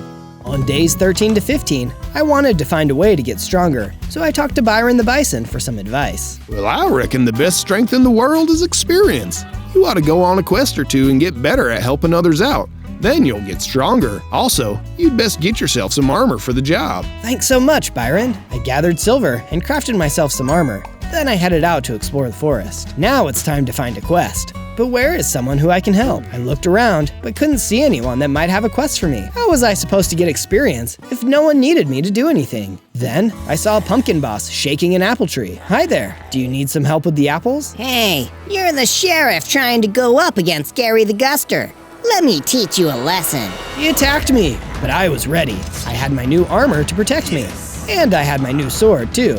I dodged his attack and slashed at him, knocking him back. After a lot of tough back and forth, I was able to win. I did it! I did it! Then, I noticed he dropped something, a shed snakeskin. Hey, I bet I can use this to craft something. I took the snakeskin back to my base and crafted a vine lasso with it. Wow, I can use this to wrangle bad guys and bring them back to jail. On days 16 to 19, I decided to explore some more and see what I could find. I ended up coming across an abandoned mine and looked inside. There was a chest in there. I opened it and I found an old diary belonging to a miner that left it behind ages ago. Gary the Guster came through town again, telling us to give him diamonds. I heard a rumor that he's building a base not too far from here, but no one's been able to find it yet. I have my suspicions that it's out in the forest over yonder. Wow, so Gary's base must not be too far away. Maybe I can find it, but first, I'll have to get even stronger so I can defeat him. Before I could do anything else, I was attacked by a gang of Mandragora. This is what happens when you go up against Gary the Guster. But they were no match for my new armor and sword. Just like with the pumpkin boss before, I fought them hard and was able to defeat them. As a few of them ran away, I yelled after them. Tell Gary he won't be picking on people for much longer. On days 20 to 22, I traveled back to the village. When I got there, I saw some plague rats bothering some villagers. I fought them and took them out easily. Wow, I'm getting good at this. On the way back to the sheriff's station, I found some silver I could use to upgrade my gear and my armor. With that taken care of, I was feeling strong enough to go fight the werewolf and help Rhonda get back her nest. You again? I thought I already taught you a lesson. Well, I'm back, and I'm strong enough to fight you now. With my new armor and sword, I was able to hold my own against the werewolf. He knocked me back, but I didn't drop my sword, and I kept fighting. Then I pulled out my secret weapon, the vine lasso. I captured the werewolf in the lasso and started pulling him back to the jail. You're going to jail. You ain't got what it takes to bring down Gary the Guster. He took out my whole gang, and I had to hide in those caves when he came to town. You go up against him, and you're toast. On days 23 to 26, I threw the werewolf into one of the empty jail cells. Well, Rhonda, you can go back to the caves now. Your nest is safe, and your eggs are waiting for you. Thank you so much, Zozo. I'll never forget what you did for me. And I'll be sure to come back and visit once my eggs have hatched. I can't wait. By the way, you should build a guard tower. It will help keep you safe here. Rhonda was right.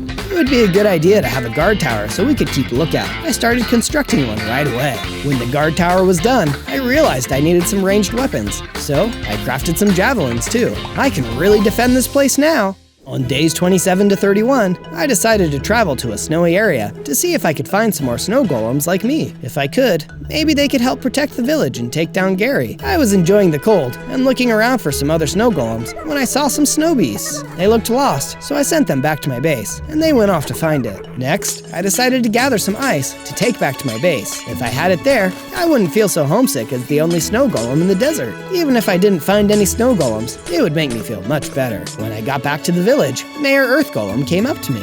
Sheriff Zozo, we need your help. Gary's gang came through town and kidnapped some of our villagers. Oh no, of course I'll help. And I'll come with you. What kind of mayor would I be if I didn't look out for my own people? On days 32 to 35, the mayor and I went into the forest to find the kidnapped villagers and save them from Gary's gang. We spotted the horde of zombies and a bunch of villagers in cages. The zombies were laughing at them. Don't worry, everyone. You're safe now. We're coming to save you. I rushed at them with my sword drawn. The mayor followed me and tried to help fight too.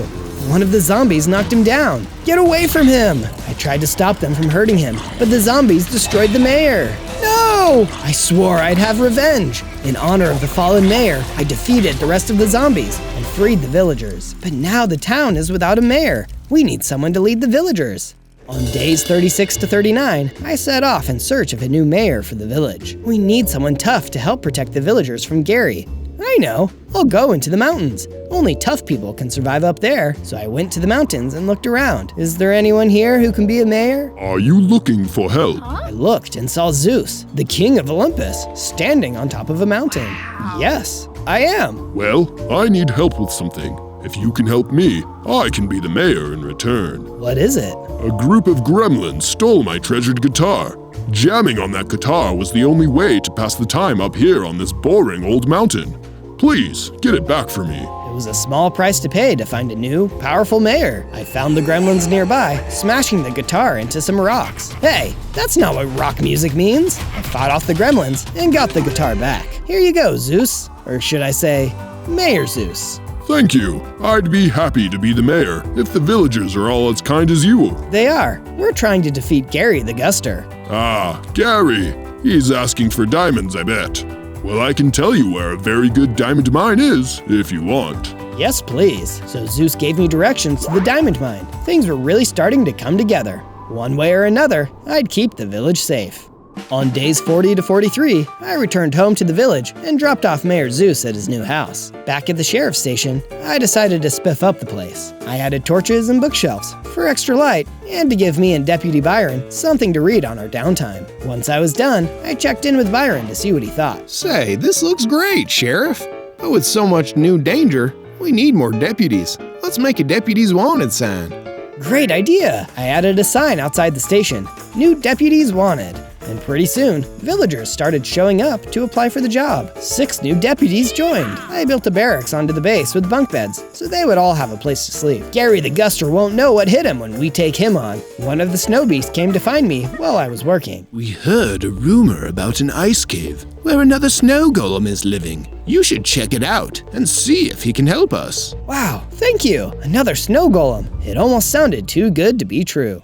On days 44 to 49, I journeyed to the ice cave to search for the other snow golem. When I got there, I couldn't see anyone at first, but then I saw a shadow in the cave. Hello? I walked toward the opening of the cave, but Gary the Guster appeared. Yeehaw! I knew you'd fall for my trap. I hear you've been rustling up a team to try and beat me. Well, I can't have that. You're such a bully, making people get diamonds for you. Why do you even need so many anyway? You sure do ask a lot of questions, Sheriff. I'll have you know it's my dream to live in a mansion made out of nothing but diamonds. I don't care how many towns I have to destroy to get them, neither. That's terrible. Never said I was nice. Now I gotta mosey on back to my diamonds, but I'm not letting you go that easy. Alpha Coyote, get him! Gary whooshed away, and in his place, there was an alpha coyote. He was pretty big and strong too, but I knew I could take him. I drew my sword and got ready for a fight.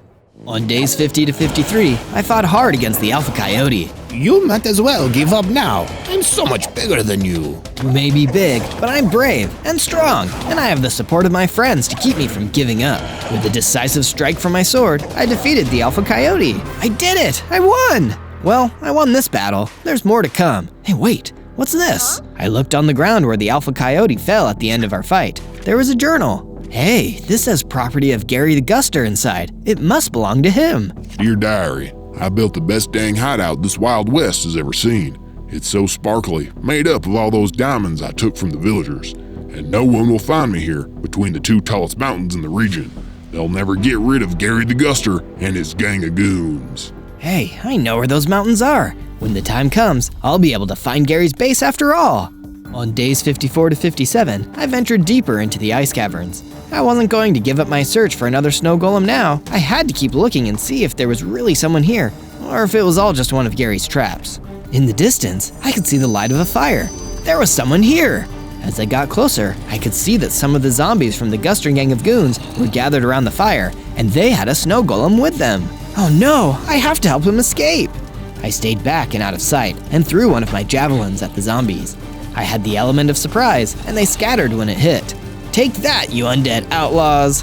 Hey, where'd you come from? This is our hideout and you're trespassing. No, you're the ones who are trespassing. Instead of getting into an argument with them, I decided to get right to the fighting instead.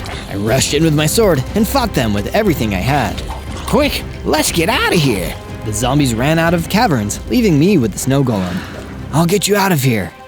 Not so fast. I turned around, and there was an axe sticks. You're not taking this prisoner without a fight, unless you've got those 100 diamonds for Gary. You'll never get those diamonds from me. I took axe sticks down and let the snow golem free. Hey, look! Oh, it's a power potion. I drank it and grew bigger, and I gained 2 more hearts. Wow, that's amazing! Thank you so much for letting me go. Gary has been taking out all of the golems, so there will be no one left to protect the villagers.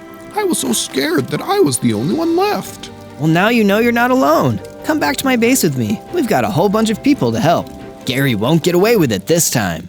On days 58 to 62, I worked on improving things at the base. The sheriff's station was pretty great, but it could still get even better. The villagers had all the food we could need, but we needed to make way more tools and weapons. I expanded the crafting area and the armory, so we'd have lots of space for more equipment. Then I headed off to the area Zeus told me about, where I could find lots of diamonds. I went down into the mine there, and sure enough, there they were! I used my iron pickaxe to mine the diamonds, and took them back to the base. I used all those diamonds to make diamond armor, a pickaxe, and a sword. Next, I thought about how I might need to gather extra food while traveling to new places. A fishing rod could help me catch fish on the go, so I crafted a fishing rod to help me, in case I ever needed it.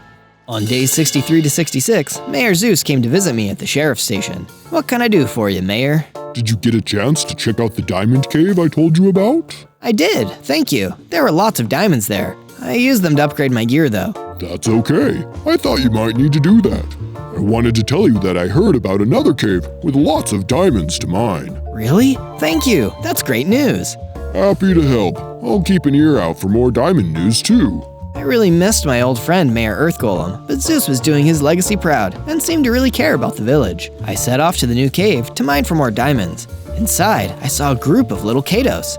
I could hear them whispering to each other. I'm telling you, the boss is out there somewhere. Boss, are they talking about Gary the Guster? He's a werewolf. He's tough. Not as tough as Gary.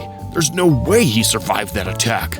We're doomed. We'll be next. Wait, these must be members of the werewolf's old gang. I wonder if they'll try to fight me. Hey, are you the sheriff? Why do you want to know? We hear you're trying to fight Gary the Guster, and we want to help. Really? That would be great. If you can help us rescue more of our old gang, we promise to all help you out. They're in an underground base deep in these caves. You got it. Go back to my base at the sheriff's station, and I'll come meet you when I've rescued your buddies. Also, your old leader is there in jail. Sorry about that. On days 67 to 70, I traveled deeper into the caves in search of the underground base. If I could find more of the werewolf's gang, that would be even more deputies to fight with me. Look at me, turning outlaws into good guys. Mayor Earth Golem would be so proud of what a great sheriff I'm becoming. Before I could celebrate my progress anymore though, I spotted a Nightwalker mage holding another group of little Kados prisoner. Those must be the rest of the gang they were talking about. How can I get them out of here? He looks pretty dangerous. I don't know if I can fight him and make it out. I started looking around for a way to sneak by the Nightwalker mage, but I couldn't find anything. I guess I'll have to be brave and try to fight him, even though I'm scared. I thought about my friends and how they'd all faced so much danger with me so far. If they could do it, so could I. I attacked the Nightwalker mage and he flew into the air to dodge my attack. This looks like a job for my vine lasso. I tossed it at the Nightwalker mage and caught him. I pulled him back down to the ground, and while he was trapped, I attacked him with my sword. He broke free, but not before I got a good hit in. The Nightwalker mage teleported behind me, but I spun around and got him again. It was a pretty intense battle, but eventually I was able to win with the help of my vine lasso and my shiny new diamond sword. Thank you, stranger. I'm no stranger, I'm the sheriff. Oh no, are we under arrest? No, I'm here to save you. Go back to my base at the sheriff's station. Your friends will be there, and you'll see that everything is going to be okay. On days 71 to 74, I traveled to a river to try out some fishing. I hadn't done it before, and I wanted to get good at it in case I needed to catch a fish in a hurry. As I was walking along the river, I saw a strange message on the ground. If you're enjoying this adventure, find more Zozo videos by searching for ZO. And don't forget to like and subscribe. That's pretty weird. Anyway, back to fishing. I caught a few fish, and I was feeling pretty good about myself. But then, Gary the Guster showed up. Sheriff fishing on the job, eh? Should be out there mining for my diamonds if you want that village of yours to survive. Why can't you just leave us alone? I will, once you give me what I want. That's not fair. Life ain't fair. We rushed at each other, and I pulled out my sword and my vine lasso. You think you can lasso me like cattle? I'm no cowboy. I tried my best, but it wasn't enough to defeat him. I didn't want to run, but I needed to stay alive to get stronger and to help my friends. So I turned and I ran all the way back to my base. Next time, I'll be ready. On days 75 to 78, I got to work on my base again. Now that I know how strong Gary is, after trying to fight him again, I know we need to make the base even better. Byron had a great idea for how to improve it. What if we build an underground bunker? Somewhere we can hide out if we need to, if he comes to attack us before we're ready. Perfect! I got to work building the bunker, and before long, we had a great big underground hideout to go to if Gary attacked before I was strong enough to beat him. After I was done, some of the little Kados from the werewolf's gang came up to me with a book. It's the magic book to help you get bigger and stronger. Wow, thank you! I tried some of the magic from the book, and sure enough, I grew bigger and gained more hearts. What an amazing gift! They really are good guys after all. On days 79 to 84, I decided to test my new strength on some mobs. I went out into the desert with my sword and my lasso and found some skeletons to fight. Taste the lasso, boneheads! I rounded them up and took them all out. After I defeated the last of the skeletons, a desert lord came up to me. Is he going to try and fight me too? But to my surprise, he gave me a gift instead. Thank you for getting rid of the skeletons. They've been making so much trouble here. As the lord of this desert, I present you with this sharpness enchantment, which will increase the power of your sword. Awesome! So now I'm stronger, and my sword is stronger too. This is great!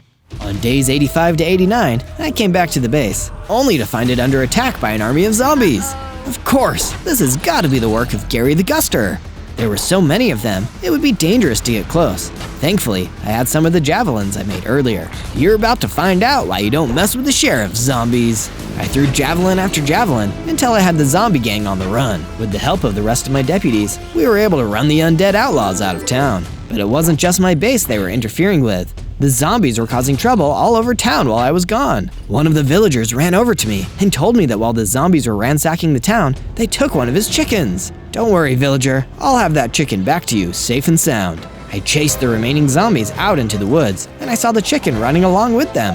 That must be the villager's chicken, but the zombies had such a head start now. I didn't know if I could catch up to them in time. Wait, the javelins can come in handy here too. With a few well-placed throws, those zombies were done for, and the chicken was free. Come on, little chicken, let's get you back to your owner. I brought the chicken back to his owner, who was so happy to see him. The villager thanked me for getting his chicken back, and felt terrible that he didn't have anything to give me as a reward. Don't worry about it. The only reward I need is knowing I did a job well done.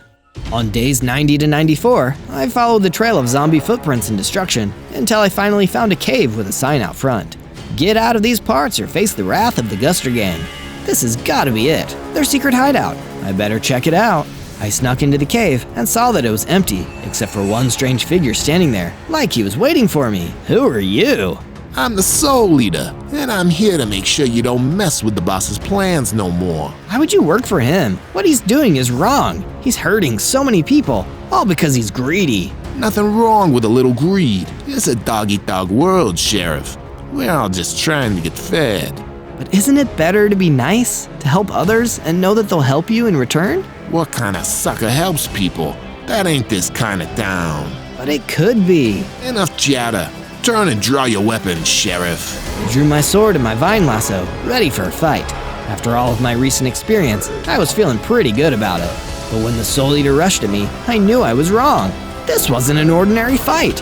He was incredibly fast and strong. Definitely the toughest fighter of the Guster Gang I had met so far. I didn't have much time. I had to think fast. I ran backwards away from him and pulled out a javelin. Let's finish this! On days 95 and 97, I continued battling the Soul Eater in the Guster Gang's secret cave hideout. It was pretty close, but putting some space between us and throwing a javelin helped me to do some crucial extra damage and get the advantage I needed. While the Soul Eater was recovering, I tied him up in my lasso and rushed him with my sword. Oh, this can't happen. You're weak. I'm strong now. With the Soul Eater beaten and not going anywhere, I decided to look around the hideout for anything I could use. Hey, a battle axe! Awesome! You're coming with me. I turned back to the Soul Eater. And so are you. Let's get you back to the jail and you can start talking. I took the Soul Eater back to the sheriff's station and put him in the other cell there. Tell me what you know about Gary the Guster. Fine. I can draw you a map to the diamond castle he's building. Is that what you want? Yeah, that would be great. Then you'll let me go? Only if you promise to try being a good guy. If it gets me out of here, then sure. Here, Sheriff. No tricks. It's real. Now I knew exactly where to go to get Gary once and for all. On day 98, after I got the map from the Soul Eater, I decided to walk around my base and check in on everything. All my new deputies were doing great, settling into their duties. As I was seeing what the deputies were doing, I heard someone come to the door. It was Rhonda, and she had a bunch of baby roadrunners with her. Children, this here is Sheriff Zozo. He helped me get back to you when you were still eggs in the nest. I owe him a lot of thanks. Oh, Rhonda, I'm so glad you and your babies are doing well. You're a hero, Sheriff Zozo. Never forget that. Next, Byron came to talk to me. Sheriff, it's been an honor to be your deputy. Thank you for giving this old bison a chance to help save my village. Take this potion of strength as a token of my appreciation. Thank you so much, Deputy Byron. Mayor Zeus stopped by to see me next. I never thought I'd be a mayor, but you believed in me.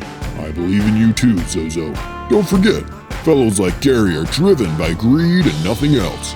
Friendship and goodness are so much stronger, and they'll win in the end, every time. Remember that. It seemed like everyone believed in me, and with amazing friends like these in my corner, Gary wouldn't stand a chance. On day 99, I followed the map I got from the Soul Eater. It was now or never, with only one more day left before Gary would come to collect his ransom. There was no way I was going to let him destroy the village. As I was walking there, a pigeon flew by overhead. You can do it, Zozo! Thank you, pigeon. I reached a massive castle made of diamonds, surrounded by zombies and skeletons. He has this many diamonds already, and he wants even more? This guy's the worst. There were so many enemies outside, I wasn't sure if I could take them all on by myself. But then, my trusty deputy Byron the Bison showed up. Didn't think I'd let you do this without your first deputy, your right-hand man, did you? Day 100, Byron and I fought our way through the zombies and skeletons and headed into the Diamond Castle. There were so many of them, it was a miracle we got through. How can this guy afford to pay all these goons and build a Diamond Castle? We've got to keep fighting, Zozo. We're almost there. You're right, Byron. We can do this. Inside, Gary the Guster was sitting on top of the diamond throne. Well, well, well. Look what the cat dragged in. We're here to end this, Gary. Your reign of terror is over. Well, ain't that a hoot? Listen, little sheriff, you can't fight the wind. I'm a force of nature, and I ain't going nowhere. Too bad. We're here to shut you down. I pulled out my trusty vine lasso and got ready to wrangle Gary. But before I could, he threw sand in my eyes and I dropped it. I couldn't see what I was doing. I'll be your eyes, Zozo. Dodge to the left. He's gonna attack. I listened to Byron and dodged. It helped me avoid Gary's hit. Hey, that's cheating. Blinding people before a fight is cheating, Gary. And Gary didn't let up. I could feel the force of his mighty winds trying to blow me away. But Byron was still there to help. Rush at him with your sword. Straight forward. You can't do this dance forever, cowboy. I don't have to. What in tarnation? I rushed at Gary with my sword, and Byron ran at him too. Together, we dealt one huge blow, and Gary dissolved. He was gone. Is it really over? It's really over. Let's say you and I get back to the town and rustle up some celebratory grub. That sounds good to me. You make a darn good sheriff, Zozo. And thanks to us, Gary the Guster and the Guster Gang would never hassle another town again. On day 1, I spawned in as a lava wither. Wow, I'm so little, and I only have 4 hearts. I can still hover in the air a bit though, and can I? Yes, I can throw flaming wither skulls. Awesome. They don't seem very powerful though. It looked like I was in a town of some sort. All of a sudden, I was attacked by some villagers. One of them threw shears at me. How rude, but I'm keeping the shears. Hey, I know I threw some wither skulls, but I didn't hit anyone. I wasn't doing anything to you. I hurried and flew away, slowly. I wasn't very fast yet. Man, that was mean, but I can't afford to fight right now. I found a little cave and managed to find a corner that seemed safe. Tomorrow, I'll gather some supplies. And with that, I fell asleep. On day 2, I woke up feeling refreshed. I better get some supplies so I can build a shelter for myself. I actually liked the cave I was living in, so I decided to stay there. I chopped down some trees, and as I hit them, I saw that the trees were catching on fire. Oh, whoops! Smokey the Bear is going to be so mad at me. I'd have to be careful about what I touched, since it seemed like I was pretty hot, literally. I had enough wood to make some tools for myself though. They were simple, but they did the trick. Then I almost made myself a nice little nook in the cave, but the pickaxe broke. I went to craft some stone tools, and while crafting, the crafting table set on fire. Oh man, I'll have to figure out a solution to this. I noticed that my hunger bar was getting a little low, but I didn't really know what withers like to eat. I guess I would have to go out and try a few things. I flew around the forest and found some mushrooms and other berries. I tried them, but it seemed like withers didn't like mushrooms. Blech, looks like no fungi for this wither. I continued on and saw some animals. Maybe I would like some eggs or chicken. Sorry guys, I ate the raw chicken, but I didn't like that either, and it barely refilled my hunger bar. I explored some more, but it started to get dark, so I decided to head home for the night. I'll try looking for some other food tomorrow. Maybe a nice salad? On day 3, I went looking around for some plants and grass. I went for the grass, but it only dropped seeds. Then I had the idea to use the shears on it, and voila, I got some dried grass. I decided to eat some dried grass, and finally it refilled my hunger a decent amount. Weird, but whatever does the trick, I guess. As I was eating, I thought I saw something moving behind a tree. Hello? I didn't hear anything, so I assumed I was alone. I kept eating my dry grass. I went exploring and realized that I was on an island. The water was so clear and beautiful, I wanted to touch it. I reached out, and it hurt me. I don't think I like water anymore. I mean, I'm literally made of lava, so it makes sense. I made sure to gather up some grass for later. I flew away from the shore. I decided to explore closer to the center of the island. There were lots of trees and bushes. There seemed to be a mountain in the middle of the island. Wait, no, it was a volcano. Oh, wow. I flew a little closer to the lower part of the volcano and realized there was some lava inside. Ooh, that feels nice. All of a sudden, some lava spewed up at me, hitting me out of the air. Ouch! I quickly flew away and headed back to my cave for the night. On days 4 to 5, I left the cave to go exploring some more. I realized later that someone was following me. I wasn't sure what it was, but I could see it darting away when I wasn't looking. I decided to hide behind some rocks and then pop out at it. It came around the rock, and I scared it. Ah! Ah! It was just a little butterfly. Hey, what are you doing following me? I'm not. Okay, sure. I kept going and waited again for the butterfly to come around the bend of a rock. You are following me. Admit it. Fine, I am, but I need your help. Me? What can I help with? You need to keep the island from exploding. What? The butterfly sighed and flew away anxiously. The island has been shaking and there have been small lava explosions. The town wise woman said that the island is going to be destroyed with a huge explosion. But it can be prevented by a hero. Me? The town summoned you and you came, but one villager and his family were opposed to the whole thing, and he's the one that attacked you. Rude. Right? Anyway, you're our only hope. Why me? I assume it's because you're made of lava? That would make sense, but I have no idea how to do that. I need to talk to the village wise woman. Agreed. The butterfly, who called herself Vanessa, led the way. On days 6 to 8, we arrived back at the village. We saw a few people around, but not many. Those are the people who attacked you, Bruce and his son Bobby. Vanessa pointed out some villagers outside with some pitchforks. They were arguing with some of the other villagers. Here, I know how to get to the wise woman's house. Vanessa led me around the back of some houses when we arrived at a home with a bell hanging outside. Nice. I've been expecting you, young hero. I flipped around to see a wise old woman with a basket of various dry grass on the table next to her. I assume you are hungry. Yes, thank you. She welcomed us in and she made Vanessa some tea. You want to know how to defeat the volcano? Well, I don't even believe that I can. I'm so small. You can. You just have a few steps to take. She brought out what looked like an orb. I knew that the volcano would erupt someday. The villagers turned to me to help, and I gave them a solution, but some would not listen. They will seek you out to hurt you. They believe you are evil and have ill intent. Why would they think I'm evil? Some withers are, but that is a choice, young friend. You choose your path. And for the sake of our island, I hope you choose wisely. The orb suddenly started to glow, and I saw a figure inside. It looked like me, but bigger and stronger. You can gain the ability to control the lava and tame the volcano, but it will take time. You will need to complete tasks in order to become the hero we so desperately need. What do I need to do? Only you will be able to know. The volcano will speak to you. Speak to me? Interesting. It had gotten late, so the woman invited us to spend the night. On days 9 to 10, Vanessa and I woke up and went outside to collect some food from the old woman. Before we left, the wise woman said that in the vision, she also saw our struggles with setting things on fire. That's when she tossed out a cobblestone crafting table. Just what we need, thanks. Vanessa started to fly away. I need to take care of some things, but you should go see what Bobby, one of the villagers, is doing. I went ahead, and that's when I noticed a villager, who I assumed was Bobby, was outside among the other townsfolk. He looked angry. Then all of a sudden, he jabbed his pitchfork at an innocent villager. Defend them. Where did that voice come from? I decided to listen to it. Hey, leave them alone! I dashed over to help the villager and stop Bobby. Get back, you devil! We don't want you here!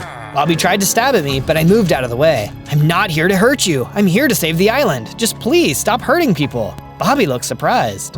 You're not going to eat us? Ew, gross! I mean, no, why would I do that?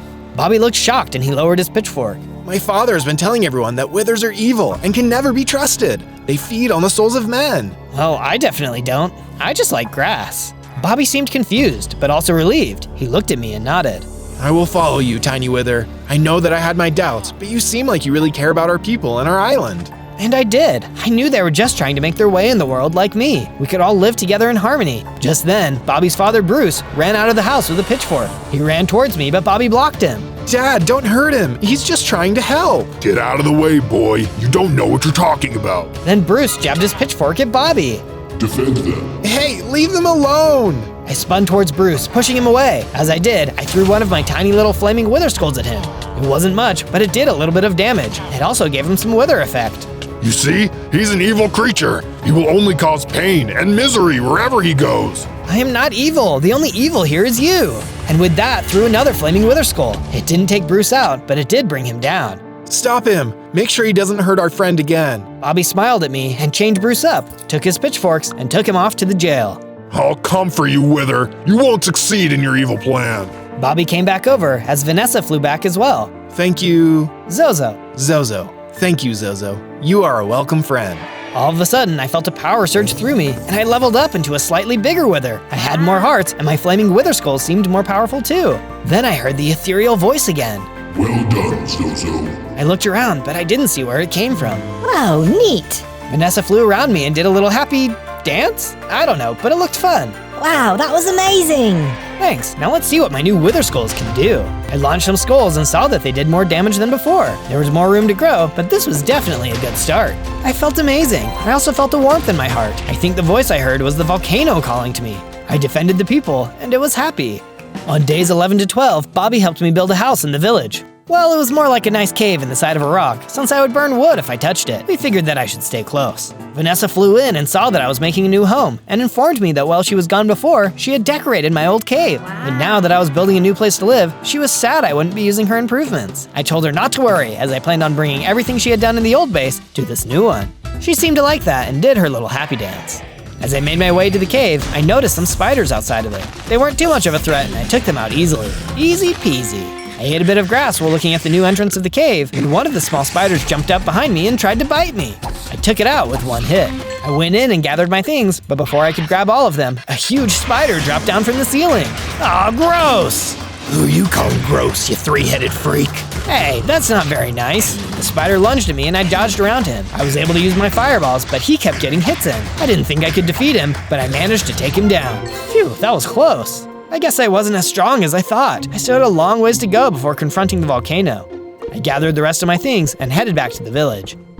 On days 13 to 15, I made my way back to my new cave. On the way, I noticed a small alcove and decided to mine out some materials. I found some cobblestone, iron, clay, blackstone, diorite, and of course, some flowers. Perfect, I can make these into better tools and armor. I can also use them to upgrade my base. I made my way back to the village with my new materials, excited about what I had found. When I got back, some of the houses were on fire. Vanessa flew up to me. Zozo, the volcano erupted. It was just a small one, but some fireballs fell down from the sky and burned up some houses. I looked around and knew I needed help. Bobby threw an empty bucket at me, and I hurried to the ocean to help take out the fire with the water bucket. Since I wasn't touching the water directly, I was fine and didn't get hurt. I asked Bobby to come with me, and we mined out some more stone. We needed to fireproof the houses, just in case. We helped the villagers make some improvements to their homes so they wouldn't catch fire again. It was hard work, but we all felt a little safer afterwards. Except I didn't get why the volcano was telling me to do things and then attacking people. There had to be some sort of explanation. While I thought about that, I decided to finish up my cave home by adding all of the things I had gotten from my old base. I also used some of the materials I had mined earlier, and last of all, I smelted down the iron so that I could craft some better tools and armor.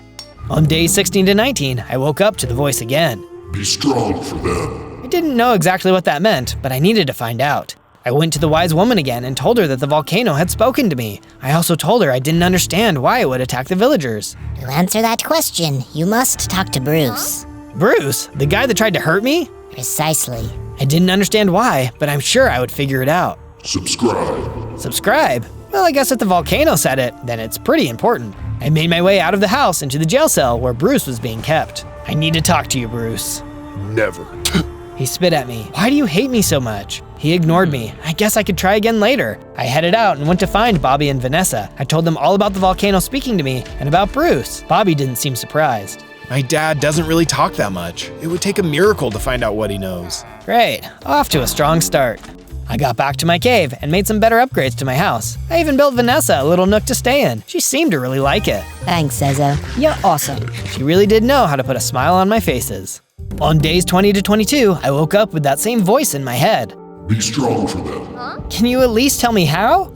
Silence. Great. I got up and decided to go out to the beachfront to look for some things and gather supplies. It was beautiful, but I had learned my lesson about water. Just then, a huge crab came out and tried to snatch me. Luckily, I was made of lava and I burnt him. Ouch, that's rude. I wanted to eat you. Trust me, you don't want to eat me. The crab looked at me, confused. You're not a shrimp with 3 heads? No, I'm a lava wither. Zozo, to be exact. A lava wither? Haven't seen one of those since the last one was summoned. Wait, there was another one? When? The crab clicked his claws for a minute and thought. Probably like 40 years ago. Something like that. That was a small thing then. This was new information. Thanks, you've been a big help. I would say thanks to you, but you're not a shrimp, so I'm even hungrier. And with that, the crab skittered away. What a weird guy. We had almost forgotten why we came to the beach, but then remembered and picked up some more sand. On days 23 to 26, I headed back to the village and started smelting the sand. Vanessa and Bobby came to say good morning. I told Bobby and Vanessa about what I learned from the crab. Another wither was summoned? I wonder why nobody ever mentioned it. Yeah, I wonder. I decided to talk to the wise woman again. She would have been around then, so she must know something. I confronted her and she sighed. I had hoped that Bruce would have told you, but I suppose I must. She grabbed her orb again and I saw images flash across it. About 40 years ago, 2 young men in the village decided to play with magic. They had read about withers and decided that they wanted to summon one. They grabbed the items required from a weird magical room. They went about it correctly, but there are always risks. Once the wither was summoned, using magma blocks and wither skulls, it befriended the two young men. They kept it secret for a long time, but the wither wanted to be free. The boys promised that they would let him go, but they never did. The wither grew bitter and despised humans, especially the ones who had summoned him. One day, he managed to break free from its bonds. There was an argument between the three, but the wither had had enough. He attacked the village and the two young men. Let me guess. Bruce was one of those young men. The other died trying to save Bruce's life. His name was Marcus. So what happened to the wither? It laid the village to ruins, destroying most, and then escaped, taking captivity in the volcano. It grew over time and now inhabits it. It seeks revenge on all humans, but it's been biding its time. So it's not the volcano that is attacking people, it's the wither living inside. The old woman nodded. But the spirit of the volcano has been battling with it for many years. It has grown weak, nearly on the brink of collapse. That is why we need you, Zozo. You must restore the volcano and defeat the wither corrupting it. That was a lot to process. This wither had been growing for over 40 years. How could a small wither like me stand against something so powerful? On days 27 to 31, I woke up and knew where I needed to go. I went to Bruce and told him what I had learned. He looked tired today, not as angry. I know what I did was wrong. I messed with power that I had no right to use. I wanted something special, and I treated it like garbage. It's all my fault that this is happening, but I can't fix it. He seemed so sad, but I knew what I needed to say. That's why I'm here. I will protect you. All of you. Bruce looked at me and he smiled. I owe you my life, Zozo. Thank you. I unlocked the gate and let Bruce out of the jail. He couldn't embrace me, so he bowed a little bit instead. I will follow you, little wither. You are our strength. Just then, I felt another surge of power, and I leveled up into a bigger wither. I was now adult size. I felt that calm again, and then I heard the voice. Well done, Zozo. I was on the right path. Now, I just needed to prepare. On days 32 to 35, I tested out my new abilities. I could shoot bigger fireballs and could even fly faster. Bobby heard the explosion and came to take a look at what was happening. He was impressed. Bobby gave some materials and helped to set up an obstacle course with some targets to train with. We had to keep some water on hand though, so I wouldn't burn up all the trees. Careful, Zozo! I'm trying. I just have no idea what to expect. I'll be fighting another wither, and I'm not even sure what tricks he has up his sleeve. Just then, I saw Bruce. He came over and decided to help me out too. He showed me how to do the crawling exercise. I was too big for it, so I just flew over the obstacle. Bruce was not impressed. He then showed me how to aim my shots with some target practice. I think I'm getting the hang of it. I had hit the target, but Bruce suddenly drew his bow at me. He started shooting, and I successfully dodged some arrows, but some hit me. When he stopped, he told me he was trying to teach me how to dodge. You could have given me a heads up first, but hey, thanks for your help. No problem, Zozo. Anything for you. Anything? Within reason. Good to know. He smiled and we all headed back to the village for some food. When we got there was a commotion at the center square. What's going on? A small eruption came up out of the ground and swallowed a house. We looked and indeed, there was a large spot where the house should have been. Instead, there was a pool of lava. Was anyone inside? No, thank goodness, but it's not safe here. The villagers all argued until Bruce hushed them. We will take care of this. We will fortify the village and take precautions. The villagers seemed a little at ease, but still scared. I was going to give it my all to protect these people. I just needed to know what to do next. On days 36 to 39, I waited for the voice of the volcano to guide me. There wasn't anything, and I felt a little bit frustrated. Why aren't you talking to me? Nothing. I decided that I would just wait, patiently, or at least try to. Bruce and I helped to further fortify the village. He threw us some materials, and we made some cobblestone walls. As we were doing so, Bruce brought up another idea. Hey Zozo, we want to build a statue in your honor. Also, as a reminder of hope. Do you have anything in mind? I thought for a minute and then told Bruce what I would like. He smiled. That sounds perfect. We gathered the needed supplies and started to clear a spot for the statue. We built part of the base and hoped to get it all done in a few days. Can you tell what it is? On days 40 to 43, we went out to explore the island. I guess I had some other things I needed to do before the volcano would speak to me again. We went looking around the volcano when something caught my eye. It was a large cave. I went in and saw that there were some diamonds. I quickly mined them all up, along with some other materials. With this, I can make some diamond armor. Neat! I noticed some lava running through a part of the tunnel and wondered if that's how the houses were being swallowed up. I tried to create some barriers just in case. It felt so nice and warm, I decided to take a break and enjoy the lava. Just then, I felt something grab me from behind. I managed to squirm around and saw a giant squid was dragging me into the water. I wasn't burning him because his tentacles were wet, so I was helpless. Oh no! He swam into the water, pulling me with him. When I touched the water, I solidified and was basically useless. I tried to gurgle to make him stop, but he kept swimming further and further down. I saw my hearts dropping and thought this was the end. Just then, the squid released me into an alcove. Out of the water, I transformed back into a lava wither. My warm heart was enough to melt the stone back into lava. Hey, there you go, friend. I have saved you. Huh? Saved me? You almost destroyed me. The squid looked confused. Wait, you're not Lily? No, who's Lily? My daughter! I looked around and saw some axolotls coming up to me. That's not her, Paul. You need to stop snatching people. I looked at the axolotl and she looked at me. There was absolutely no resemblance. Sorry about Paul. He is Lily's friend and she disappeared a few days ago. We think she might have been kidnapped by the other clan of axolotls. They live nearby, but their keep is protected by a shark. Well, it sounds like you need help. I'll go look for her and bring her back to you. Really? Wow, that is so kind of you. Here, you will probably need this. The axolotl gave me a diving suit. I guess that solved the problem of me not being able to go into the water. Off onto another adventure. On days 44 to 49, Paul guided us close to the rival axolotl clan. He suddenly stopped and told us he saw the blue axolotl somewhere around here one time, but not sure exactly where. We thanked him anyway. I was close to the surface and took a look to see where I was. I recognized the area. I was next to the dry grass field. This was a great opportunity to use the diamonds I got, so I crafted a diamond sword, pickaxe, and shovel. That's when the crafting table caught on fire. Ah, not this again. The bench broke before we could craft all of the diamonds. Darn it. Well, at least I got some tools. Better than nothing, I guess. That's when I noticed a nice-looking lagoon. Inside of it, I spotted a cave. It seemed empty, so I made my way underwater to take a look. Inside the cave, I thought I could see the axolotls hiding in there. Just then, I was attacked by a shark. Hey, I'm just trying to save Lily. The shark didn't respond. He kept attacking me. Luckily, I had crafted a new sword, so I was able to take him out pretty quickly. I swam up to the cave and emerged from the water onto a dry area. The axolotls looked terrified of me. I just want to take Lily back home.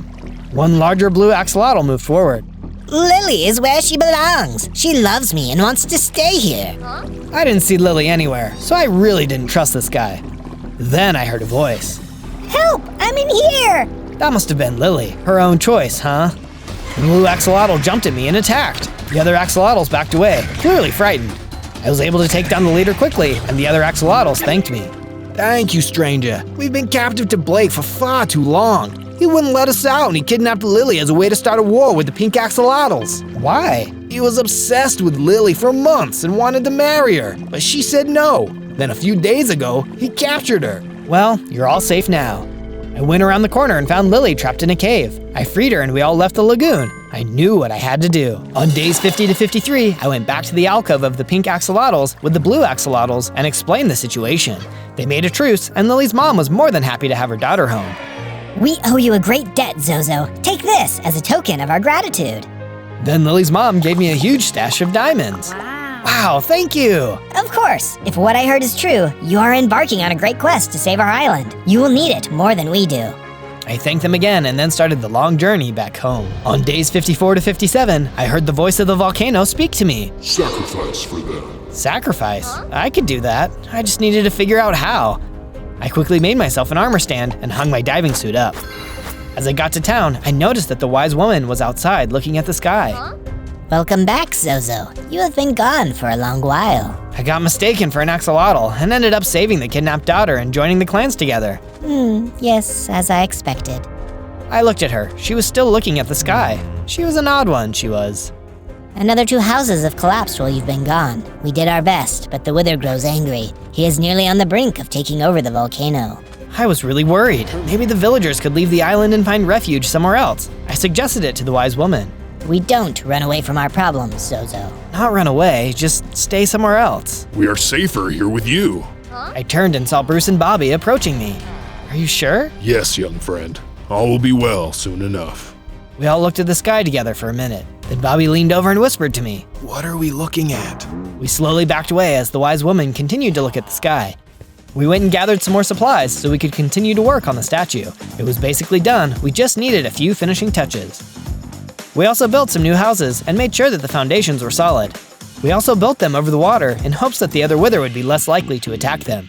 The wither would try to take us down, but we would prevail. On days 58 to 62, I woke up to Vanessa flying around nervously. What's wrong, Vanessa? I think there's a storm coming, Zozo. Look! I looked outside and sure enough, it started to rain. I guess I could try to walk around in my diving suit, but it would definitely make me slower. I don't think I should go outside. I can't either. One raindrop could really hurt me badly. I hadn't thought about that, but it made sense that Vanessa was pretty fragile. Her wings were paper thin. It's okay though, we can have a day in. We can play a game. Vanessa flew around me excitedly. We ended up playing some games, and she shared stories of her family. Where are they now? I'm not sure exactly. They all migrated when I was still little. My wing was hurt, so I couldn't go with them. That made me really sad. So they abandoned you? Vanessa landed. Her wings drooped a little bit.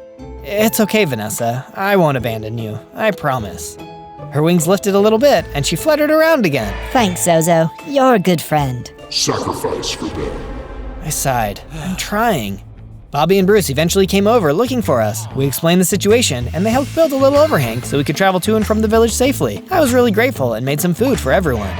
A little while later, I took the diamonds I had been given and made myself some nicer armor.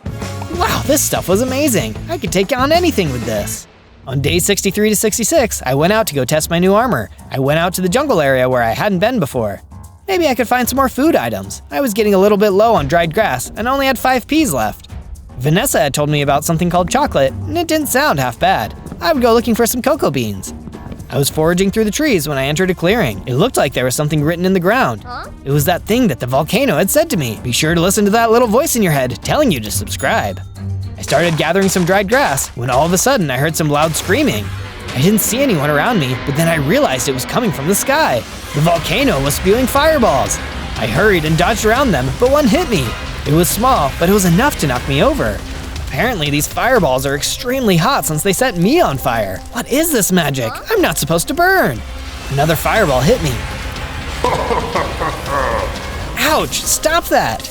What's the matter? Can't take a little heat? I looked around but didn't see anyone. It sounded like the voice of the volcano, but much harsher.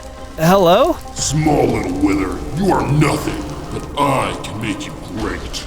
I assumed it was the wither inhabiting the volcano. I'm not listening to you. Why not? We are, after all, brothers. I'm not your brother. You are a bully, preying on the innocent. Innocent? They captured me and kept me as a pet. I knew I was destined for more. I had my revenge with the power I possessed, but I am so much more now. The time will come when I obtain all the power of the volcano, and then I will truly have my revenge. What they did was wrong, but they're sorry. You don't need to blow up the entire island because you're mad. The voice screamed and fireballs rained down around me. I tried to dodge, but I couldn't handle all of it. A fireball hit me and everything went black. On days 67 to 70, I woke up in darkness. After a minute, my body lit up the space, and I realized I was buried. Oh, great. Now I have to dig my way out. I started using my tools to chip away at the hardened lava. It took a few minutes, but I was finally able to free myself. The clearing I had been in was now just a large pool of lava. Good thing I was made of the stuff, otherwise I would have been trapped. I flew over the hot magma and started to make my way back to the village. If the wither had thrown this big of a tantrum here, I'm sure he did some damage to the village. When I arrived, nothing seemed out of the ordinary. I realized the wither must have used up all his strength trying to hurt me. I was relieved. Just then, I saw Bobby running up to meet me. Zozo, come quick! I followed after him into his house. What's wrong? It's my dad. I can't find him anywhere. I thought for a minute, then something dawned on me. He must have gone to talk with the wither in the volcano. That's the only thing I can think of. Bobby looked sick to his stomach. He doesn't need to do that. He probably feels responsible, but don't worry, Bobby. I'll go find him. I hurried and flew back to my cave to gather some supplies. On my way out, I noticed Bobby was waiting for me with a pack on his back. I'm coming with you. It's too dangerous, Bobby. It's my dad. I have to do something. He was right. I wouldn't want to stay behind either. He will probably go back to where it all started, on the desolate side of the island. Then that's where we'll go. On days 71 to 74, we went tromping through the island slowly. Bobby couldn't fly like me, but I wanted to keep a low profile anyways. We mostly traveled in the jungle and gathered food as we went. Hey, more cocoa beans. I totally forgot to make chocolate when I was in the village. I'll have to do that when I get back. Sacrifice for them. Sacrifice what? The cocoa beans? I think the volcano was losing it. We kept traveling and came upon a small pond. We made a small shelter and decided to stay there for the night. Bobby couldn't really sleep because he was so worried about his dad. It's okay, Bobby, we'll find him. I sure hope so. It was quiet for a while, but then out of nowhere came some more spiders. Ah, gross! Bobby helped me fight them off, and in no time they were all gone. Now I really won't be able to sleep. I'll keep watch, don't worry. Bobby nodded and then managed to eventually fall asleep. I hoped I could keep my promise to him. He really needed his dad, and I didn't want to see him lose him. On days 75 to 78, we kept trekking through the jungle. I could tell that Bobby was really tired, but he kept pushing through. We came to a large cliffside and realized that we needed to climb up it. We started to ascend, but then the island started to shake. Zozo! The island kept shaking, and then suddenly the cliffside split. Bobby fell halfway into the cliff and managed to hold onto a ledge. I looked down and noticed Bobby was barely holding on. I went to grab him, but remembered I would burn him. Zozo, move! I maneuvered around them and managed to get to the ledge. Then I mined some blocks and created a safe path for Bobby to get back to safety. Wow, that was intense. You're telling me. We waited for a minute, just in case there was another earthquake. I hope the villagers are okay. I'm sure it's fine. I wasn't too sure, but I had to be hopeful. I need a break and some water. I nodded and let him rest for a bit. We decided to make camp and I made a small shelter. We set up a fire and Bobby was able to fall asleep right away. Having a near-death experience will do that to you. On day 79 to 84, we trekked further down the side of the volcano. We finally made it to the bottom, and just as expected, there was a barren wasteland. Everything was dried up and dusty. Bobby looked around in awe. This is... empty? sad. I nodded in agreement. So much destruction and pain. It needed to be healed and restored to the way it once was. We started to make our way through, but then Bobby was attacked by some snakes. Ouch! He stabbed them with his pitchfork, but more were getting bites in. Hey, stop it! I threw fireballs at them and managed to take them out, but Bobby looked pretty bad. You okay, buddy? I think I've been poisoned. I need some medicine. It's in my bag. He managed to grab some and take it. The wilderness is not kind to you, my friend. Bobby laughed. No, it is not. After this, I'm never leaving home again. His laugh got quiet. I wonder how my dad is doing with all of this. You're weak. I'll go get you some food. Where? I looked around. Touché. Instead, I located a large dead branch and severed part of it off. I gave it to Bobby to use as a crutch. Thanks. We slowly but surely made our way further into the wasteland. On days 85 to 89, Bobby and I arrived at what looked like the remnants of the village. Some of the stones were still there, but there wasn't much. This must be it. My dad has got to be close by. Bobby threw down his crutch and went scrambling around the ruins. I went looking around but didn't see much. Then I noticed something shining across the land. I flew toward it and saw a metal-looking container buried in the ground. I unearthed it and discovered it was a cage. Bobby came up beside me. Is that... It's where I kept it. We both flipped around to see Bruce emerging from a small hole in the ground. It was partially hidden by a rock, which is why we didn't notice it in the first place. Bruce approached us and touched the side of the cage. It's where I kept Aiden, the other wither. Bruce seemed really upset and he started to cry. I've made so many mistakes. All of this is my fault. I need to fix what I broke. Not like this, Dad. Don't sacrifice yourself. You only give him what he wants. Bruce didn't say much else, but we followed him into a small cave. We stayed there for a while to rest up while I devised a plan. On days 90 to 94, I woke up to Bobby yelling at Bruce. It's not your responsibility. Yes, it is. Don't try to stop me, Bobby. I'm doing this for you. For all of you. What about Zozo? He promised he would help us, and he will. I can't let someone innocent pay for my mistakes. Not anymore. Sacrifice for them. I knew what I needed to do. Bruce went back to his room in a huff, and I came up to Bobby. I know what I have to do. Just promise that you won't follow me, and make sure your dad stays here. Is this goodbye, Zozo? No, I'll be back. Don't you worry. Bobby nodded and then went up to the opening of his dad's room. We lured Bruce towards the cage, telling him that we found something interesting in there. When Bruce wasn't looking, we pulled him inside the cage and locked the door. He looked stunned. This is for your own good, Bruce. Don't follow me. He sat there and begged me. Please, Zozo. It's okay, Bruce. It's what I'm supposed to do. On days 95 to 97, I continued flying toward the volcano. It spewed lava here and there, but I dodged past it. When I was a good distance away, I stopped and hovered. Aiden, I've come to talk to you. The voice I heard before let out an ugly scream and spewed more lava at me. You dare to call me what that monster named me? I'm here to take his place, Aiden. I know you hate him, but he needs to live. Take me instead. I saw the lava spew out further, almost hitting me. Why would you sacrifice yourself for such measly humans? Because it's the right thing to do.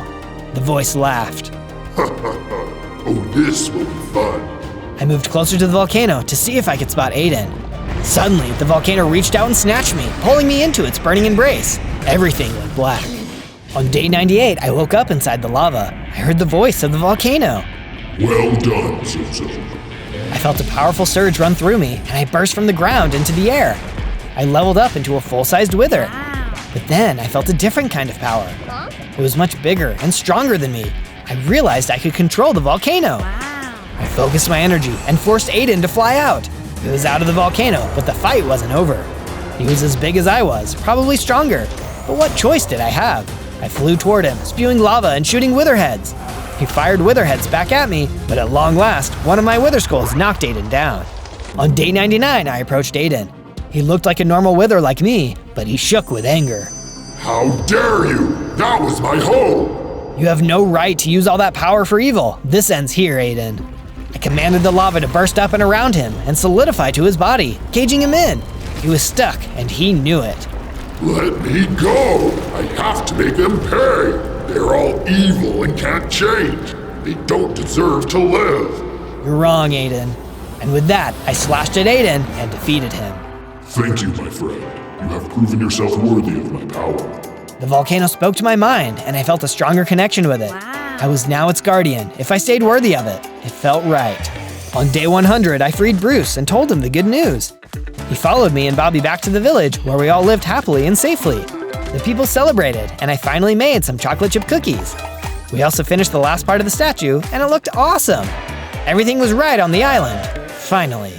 On day 1, I spawned as a baby hoglin. Oh, I'm pretty adorable. But I only had 3 hearts. I was small, but I had a super strong sense of smell. I could smell everything I was seeing. Whoa, great rivers of fire. I'm in the nether. Cool. Oh look, there's a group of hoglins. That must be my family. I went over to them. They were nice and shared their crimson fungi with me. Life couldn't have been better. That is until a hungry illager came looking for some bacon. Run for cover, little Zozo. We'll take care of this. You're too small for battle. But I want to stay and fight. Leave it to the real warriors, you shroom sniffer. Bebop, knock it off. He just likes to pick on other hoglins. He's a bit of a bully. You will join us one day, but not today. You must grow bigger first. Now hurry, before they turn you into lunch. Sir, yes, sir. I ran as fast as my little hooves could go when suddenly I was covered in purple smoke. I had no clue what was happening. Suddenly, I was dropped near a river in a green field with blue skies. This didn't look anything like my home. Where am I? I looked around and saw a squirrel with sunglasses on. Bro, you just dropped out of the sky. For real, for real. I don't know where I am. This isn't the nether. No, little dude, this is the overworld. You must have gone through a portal or something. All I know, bro, is it got all purpley and then poof, there you were, dude. I was so confused. I didn't know what the squirrel was saying, and I didn't know how I got into the overworld. Whoa, bro, something's up. I started to see red, blinking red. I felt weird. Something was happening to me. I was changing. You're going zombie, my dude. Zombie? The blinking red stopped, and I could tell my whole body looked different. You could see my bones, and my mane had gone flat. Oh no, I'm a ZOGLIN now. What will my family think? How will they want me back now? I guess it's kind of cool to be a zombie. 100%, my dude. It's the gnarly bones for me. Well, any ideas what I should do now? My guess is to find a portal to take yourself home. I bet you could find one in the forest. Just be careful out there, little guy. Here, take this. He handed me a potion of strength. Only use it when you're really in a jam. Good luck, bro. I gotta go gather my nuts I dropped when you popped out of the sky. Thank you, Mr. Call me Squeaks. Thanks, Squeaks. It was nice to meet a cool squirrel like you. He hopped away and I started towards the forest, passing by a river. My thoughts were suddenly interrupted by a shark that popped out of the river behind me. Luckily, I jumped out of the way just in time. Someone was feeling bitey today. I then continued making my way into the forest. On day 2, I wandered through the forest to find a portal. I wasn't sure where to go next, but that's when I remembered my nose never failed me. Even though I was a zombie, my nose was just as powerful. I took a whiff around. That's an interesting smell. I followed my nose to a llama eating some berries. I decided to ask her if she had seen the portal, but she just ignored me. Hey, I'm talking to you. The llama turned and spit right in my snout. Okay, you're asking for some drama, llama. I wasn't going to let her get away with spitting in my face. I ran at her full speed and attacked. Unfortunately, I was too weak to do any damage. I didn't even have a weapon. Oh, how sad. Why don't you cry? Wee, all the way home, little Zoglin. You're much too small to be on your own. Really cool picking on someone smaller than you. Listen, I'd love to go home, but my home is in the Nether, and I can't get home without a portal. Oh, the Nether. I heard they have great crimson fungi there. Yeah, they do. I pulled out a crimson fungi and flashed it at her. Okay, kid, fine. I'll tell you where a portal is if you let me have that. How do I know you aren't lying? You'll just have to trust me. You spit in my face, and you want me to trust you? Tell you what, I'll give you one now and one later if you take me to the portal. She thought it over and finally agreed to the deal. The last portal I saw was up ahead at a waterfall. I threw her a mushroom and she chomped down on it.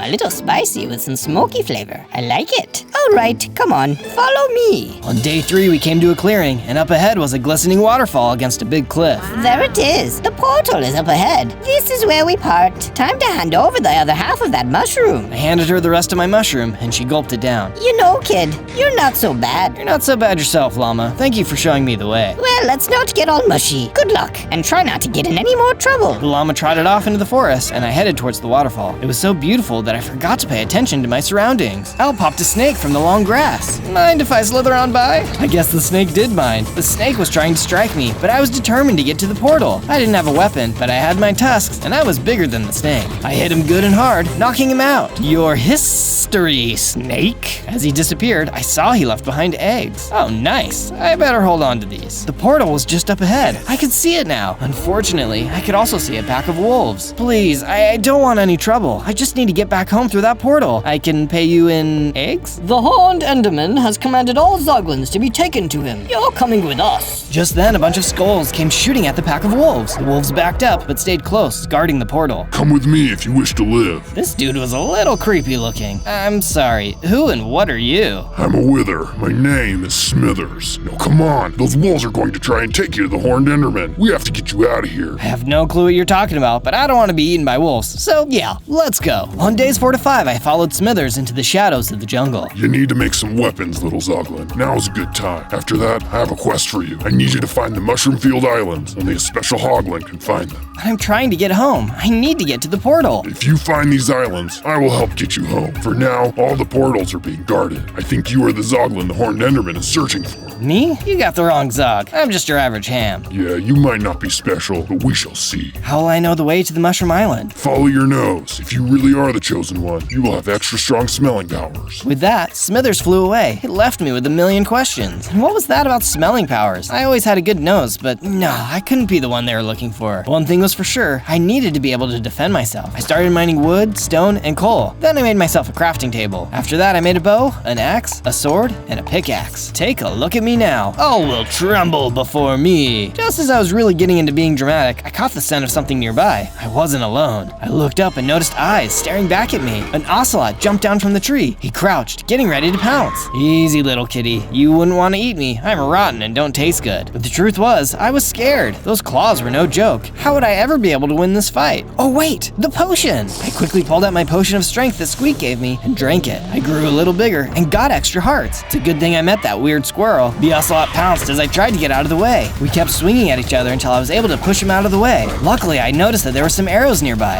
I guess an explorer left them here. I hurried and got on my bow and then started firing. It didn't take too many hits and I was able to take him out. So much for cats having 9 lives. Just then, my nose picked up a different scent on the tree. Cocoa pods. Oh, these will be great for making a color or a snack for later. It was then that I could hear a crunching sound coming from somewhere in the jungle. I decided to follow the sound. I rounded some trees and saw a thicket of bamboo. It wouldn't be a bad idea to collect some of that. The crunching continued and I soon saw a panda relaxing on the ground, enjoying some bamboo. I hope he wouldn't mind if I took some for myself. Hey there, I'm Zozo. Could I take some of that bamboo? The panda looked up at me and shrugged, then went back to munching. Sweet, that was easy. It was definitely a relief to come across an adorable animal that didn't want to attack me. I mined a good portion of the bamboo, but made sure to leave some for the panda. I was very excited about my new supplies. Goodbye, Mr. Panda. Thanks for the bamboo. On days 6 to 8, I decided I liked the jungle so much that I'd take a couple days to go jungle glamping. After all, who knew if that wither was even trustworthy? The mushroom fields could wait. I sniffed around for a good spot and went to sleep in a cavern. Later, I woke up and decided to explore some more. Hey, check it out, a wild patch of pumpkins. I'm pumped. This would be a cool spot to build my glamping base with my bamboo. I'm thinking a yurt would be cool. I even found some melon seeds while cutting down plants. I trotted happily to the patch and began to make my jungle yurt. This would be a great little place to sleep and hide from mobs. Once I had the outside done, I put some finishing touches inside, including some jungle jungle plants. Then I put a little fence around the pumpkin farm, melon farm, and my yurt. I also built a small melon and pumpkin farm outside. Yurt, sweet yurt. Ouch! Something had just hit me. A monkey was in a tree. It was throwing stuff at me. Hey, knock it off! As you wish. I'll knock all the blocks off your little house thingy. It's a yurt, you uncultured baboon. Now stop! The monkey didn't stop. He just wanted to be naughty and aggravate me. Alright, enough monkey business. I grabbed my bow and fired a warning shot. The monkey screeched and swung off the tree. Hopefully he had learned his lesson. With the monkey gone, I could focus on some much needed dinner. Pumpkin chocolate bean cookies sounded good. I'd better hurry. It was getting late and mobs would be showing up. I crafted the cookies and went outside to enjoy the mood. Hey, this is pretty peaceful. It's just me, the trees, these pumpkins, and that horned enderman over there. A horned enderman! A very tall horned enderman was staring at me from outside the fence. Well, hello, little Zoglin, without a care. I am the horned enderman. No need to fear. You're that evil enderman trying to capture all the Zoglins, and you probably are the one who teleported me here. I searched for the perfect Zoglin, but as for this teleportation, that is the wrong accusation. You're very poetic for an evil jerk. And you are very cheeky for a Zog who is not very beefy. You are coming with me. Do not try and flee. Not by the hair of my chinny chin chin. There's nothing that won't make me win. Oh, look at that. He even got me rhyming. I whipped out my bow and shot at him, but he teleported and suddenly was right next to me. I pulled out my sword and tried to attack him with that, but it was no use. The enderman punched me so hard that I was stunned. There was no way I could do anything to fight this guy. Just as I lost all hope, the enderman was hit with a big rock in the head. Something kept hitting the enderman with all sorts of objects. Eventually he got fed up and teleported away. There was that crazy monkey sitting on the roof of my yurt. Whoa, you saved me. You chased the enderman away by being annoying. Most impressive. I think we started off on the wrong foot. Would you like some pumpkin cookies? The monkey liked that idea and threw a banana at my head playfully.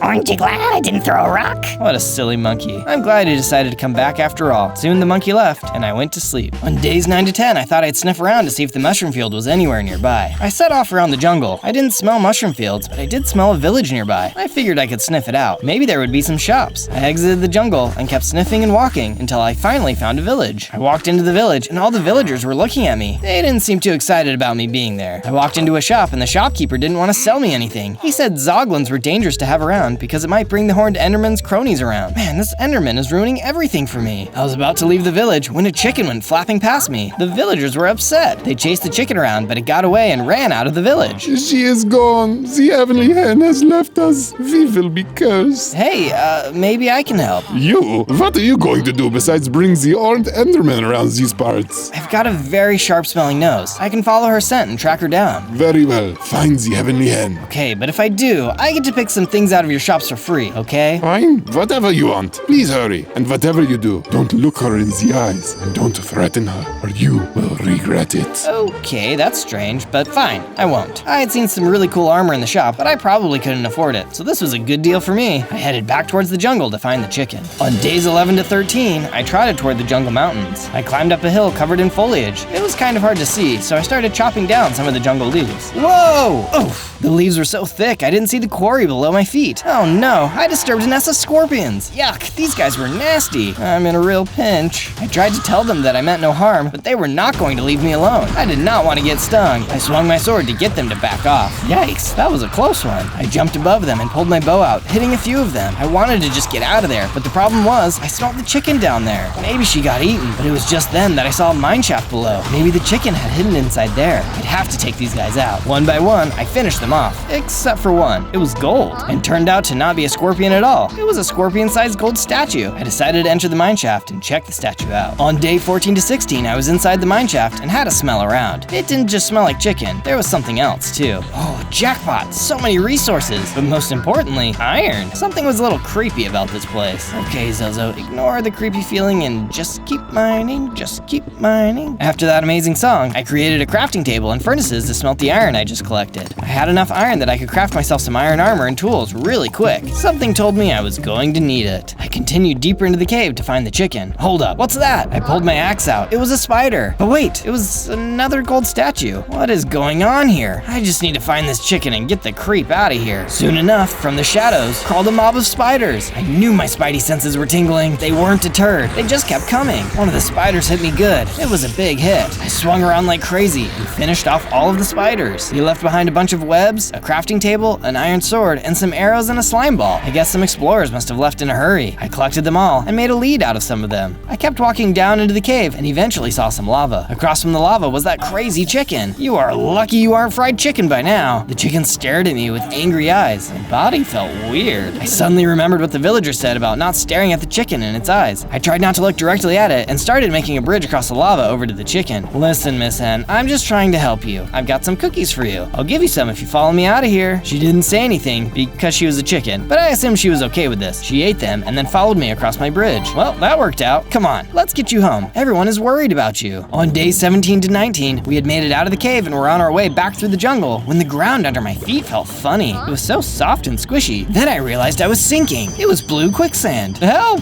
The chicken just stared at me blankly. She was no help. Quack, what's wrong? It was a group of parrots. I'm sinking. Quack, what are you thinking about? Oh, I see what you did there. Okay, might have been about to die, but that was pretty punny. Nice one. Thanks, we have been working on the stand-up routine. Neat. Well, I'm thinking about how I need help getting out of here. We have the sinking feeling you are in some real trouble, but what can be done? Do you think you could pull me out of this quicksand with my lead? The quicksand had almost swallowed me up by this point. Sure thing, hand us the lead. They were able to pull me out just in time. Phew, that was a close one. Thank you for saving my life. Quack, no problem. I was just escorting this chicken home. Quack, quack, what chicken? I looked around and the hen was gone again. Oh no! I told the parrots thank you, but had to run off to find her. I followed my nose. She was close, but so was an ocelot. Look out, chicken! The chicken stared at the ocelot with angry eyes. I took out my sword, but before I could do anything, the ocelot turned to solid gold. Did you do that, Miss Hen? I can see why you're so special now. She pecked at the ground. Come on, let's get you back home. On days 20 to 22, a fox was watching us run back to the village and tried to cut us off. Sorry, fox. Trust me, you don't want this chicken for dinner. I ran at him and punted him into the sky. I knew I was doing him a favor, better than dealing with Gold Winger over here. We made it back to the village and the villagers were super stoked. I was super stoked about picking out some items from the shop. Our sacred hen has returned. What is your name, Sir Zoglin? Zozo. 3 cheers for Sir Zozo. Shucks, I just followed my nose. At the shop, I picked out diamond armor and some TNT. Mission accomplished. With my swanky new treasures in hand, I was ready to go back to my yurt. On the outside of the village, I was stopped by an iron golem who offered me a puppy. He told me his name was Geo. He was a super nice guy. I told him I had to get back to my yurt before it got much later. As I came out to my yurt, it had already gotten dark. Oh, just fantastic. My yurt is swarming with creepers and red-eyed spiders. It's a jungle out here. Time to test out this armor and explosives. The mob saw me and started coming for me, so I ran into the trees. I set the TNT on the ground and then punched it, running for my life. As the mobs came by, the TNT exploded. It didn't kill them all, but it took out a lot. I handled the rest of them with my weapons. With the mobs gone, I trotted back to my yurt. I checked on my melons. They were growing well. I'd harvest them tomorrow and then set out to find that mushroom island, or field, whatever you want to call it. On day 23 to 26, I woke up and went outside. To my surprise, Geo was standing around my garden. Hey there, Geo. How did you find me? Geo here, big boo. Geo come to save Zozo. That's super nice of you. I tested out some TNT on some mobs. Sorry to worry you. I explained to Geo that I had to go on a mission to find a mushroom island. Geo insisted on accompanying me. He said he could help protect me from the horned enderman. I agreed, then harvested my melons and pumpkins. I took a bite of the melons and it helped me to grow some more. Ooh, check out these tusks. Then I went inside to get some more materials. After that, we were ready to set off. My nose led us out of the jungle and across some icy plains and glaciers. There were a lot of polar bears. I was relieved Geo decided to join me because there's no way I'd be able to fend them off by myself. When some of them wanted to give us trouble, we gave them trouble right back. Geo was able to fling them up like pancakes. Hey Geo, wanna build a snowman? I decided I might as well mine some snow while I was there. It might come in handy. I threw together some snow and a pumpkin head to make a snow golem. Geo clapped excitedly. Snow friend, snow friend. Happy birthday.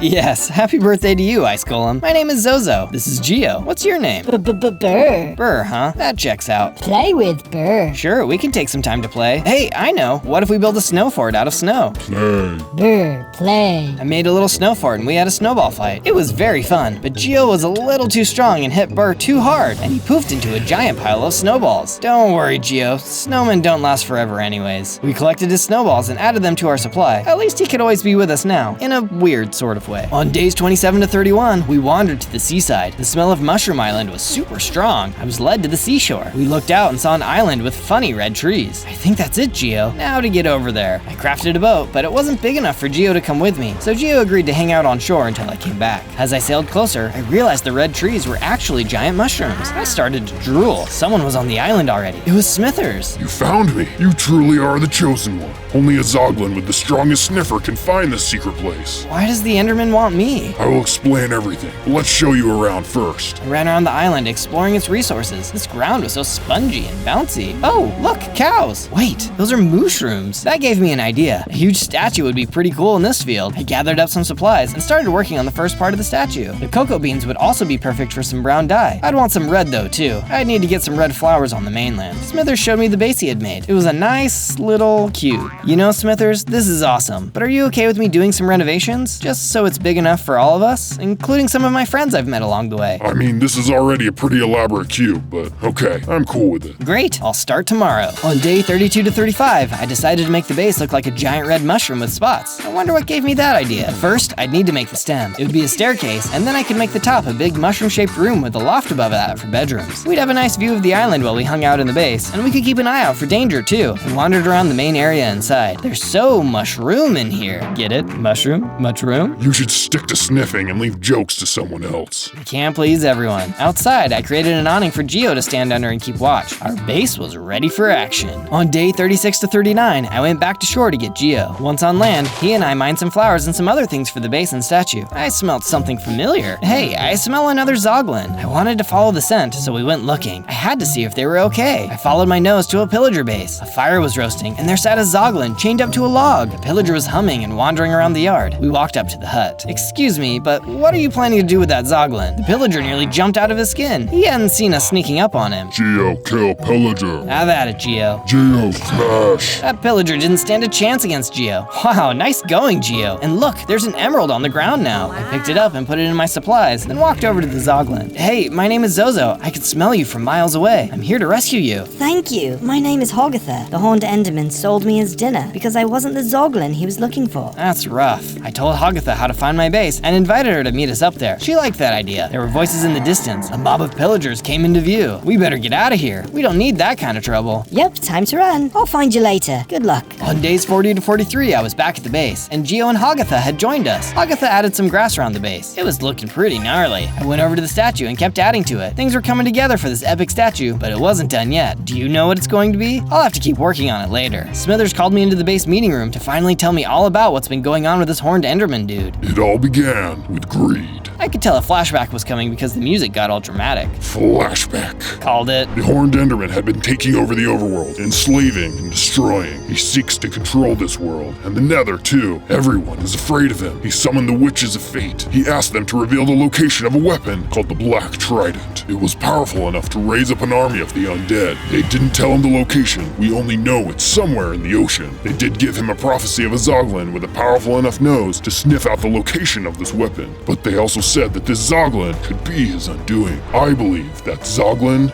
is you. I know this because I was there. I was part of the Horned Enderman's close advisors. But I couldn't stand by any longer and see him destroying so many lives. I deserted him and went in search for you myself. We can't let him find that Dark Trident. I would never lead him to it. If you can get me home, you won't be able to use me. Fate has brought you here, my boy. You must give in to your destiny. And your destiny is to rise up against the Horned Enderman. I've run into him before. I couldn't defeat him. I have no idea how to do that. I just want to find a cure for my zombie form and go home. You will find a way. This was a lot to take in. I wasn't sure how I felt about it all. Of course I wanted to help, but how? Thanks for telling me all about it. I need to do some thinking outside. I went on a walk around the mushroom field at night to think about everything. The mushrooms were grazing in the field with their babies. Hogatha came and joined me. You okay? Not really. Want to talk about it? I just don't know what to do. I don't know how to fight Endermen at all, let alone an ultimate Enderman bad guy. I know that Endermen don't like water. Maybe that can help. That is something. I was hoping I could just cure myself and get home. Do you have a family, Hogatha? No, the Horned Enderman took them all. It's just me now. I'm sorry to hear that. I guess he really does need to be stopped. We sat and looked at the ocean. It was so peaceful to watch the waves and smell the mushroom aroma. Hey, do you see that light out there? I could make out a small roof on the mainland. There was purple smoke coming from the chimney, just like I had seen when I teleported here. Maybe it was where the witches lived. Maybe they could help me. I decided to go investigate in the morning. On day 44 to 49, I got into my boat and set sail across to the hut. It didn't take too long to find it in the daylight. The purple smoke smelled just like when I teleported. This had to be the witch's cottage. I made my way up the stairs. I knocked and there was some scuffling around inside, and then the door opened and a wand was shoved into my face. Who are you and what do you want? I'm looking for the Witches of Fate. Is this their cottage? Of course it's not. This is my cottage. Who are you? I am Flimflam, the mediocre wizard. So don't try any funny business or I'll turn you into a mediocre newt. Did you by chance cast a spell recently that could teleport someone from the Nether to the overworld? How did you know that? Bless my soul, my spell did work. You're the Zoglin I summoned and then promptly lost. I think you better explained some things to me. The mediocre wizard let me into his hut. He had all sorts of magical-looking items. He then suddenly shot his wand at the wall. I turned around and saw a call to action. An action to subscribe, that is. Which you should do. And also search for more of my videos. Zozo. Z-O-Z-O. Anyway, Mr. Mediocre, you were explaining something? So you see, I knew I needed to get to you before the Horned Enderman did. I admit that although I've been practicing magic for a long time, well, I mess up a lot. So I found this spell to get you over here, but then I wasn't sure if it worked because you never showed up. It worked, but you dropped me into a random place in the overworld. I wish you wouldn't have done that. I used to be a handsome hoglin. Now look at me. Oh my, yes, I can see what you mean. But you know, there's a cure for that. There is? Of course. I know it takes a golden carrot and something else. I can't remember off the top of my head. And if you got me here, you can get me back home, right? Of course, but I brought you here for a reason. We need to find the Dark Trident before the Horned Enderman does. If I help defeat him, can you cure me and send me home? You got yourself a deal. I was so glad I was finally getting answers. All this excitement really tuckered me out. I asked the wizard if I could sleep off some of my exhaustion. He was cool with it.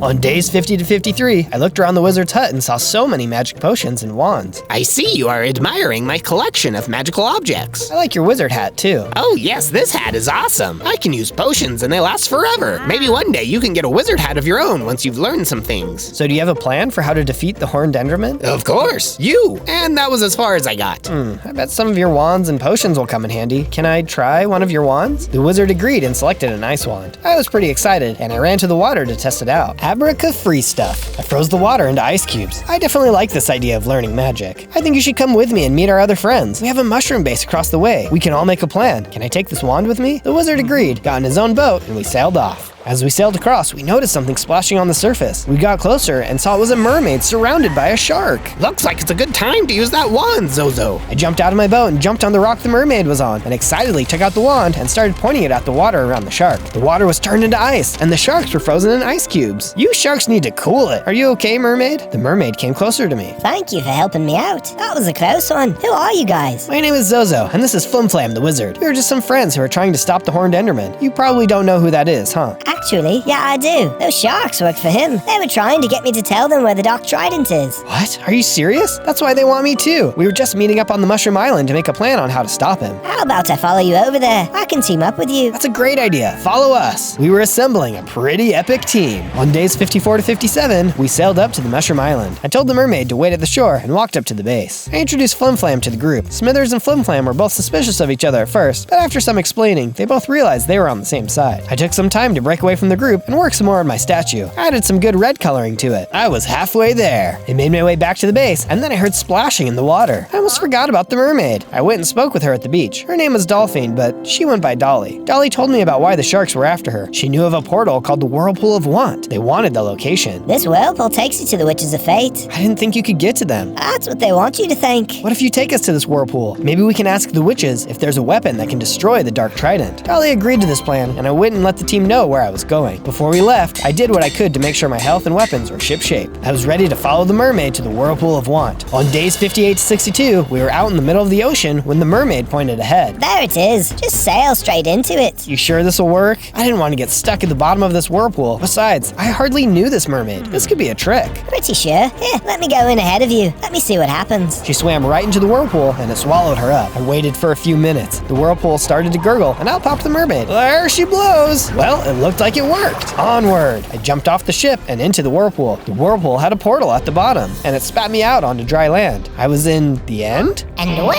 do we have here? A wayward Zoglin. A voice cackled from the sky. It seemed to come from all around me. You seek how to destroy the Dark Trident. We know everything about all of you, but we don't do things out of the kindness of our hearts. We are witches.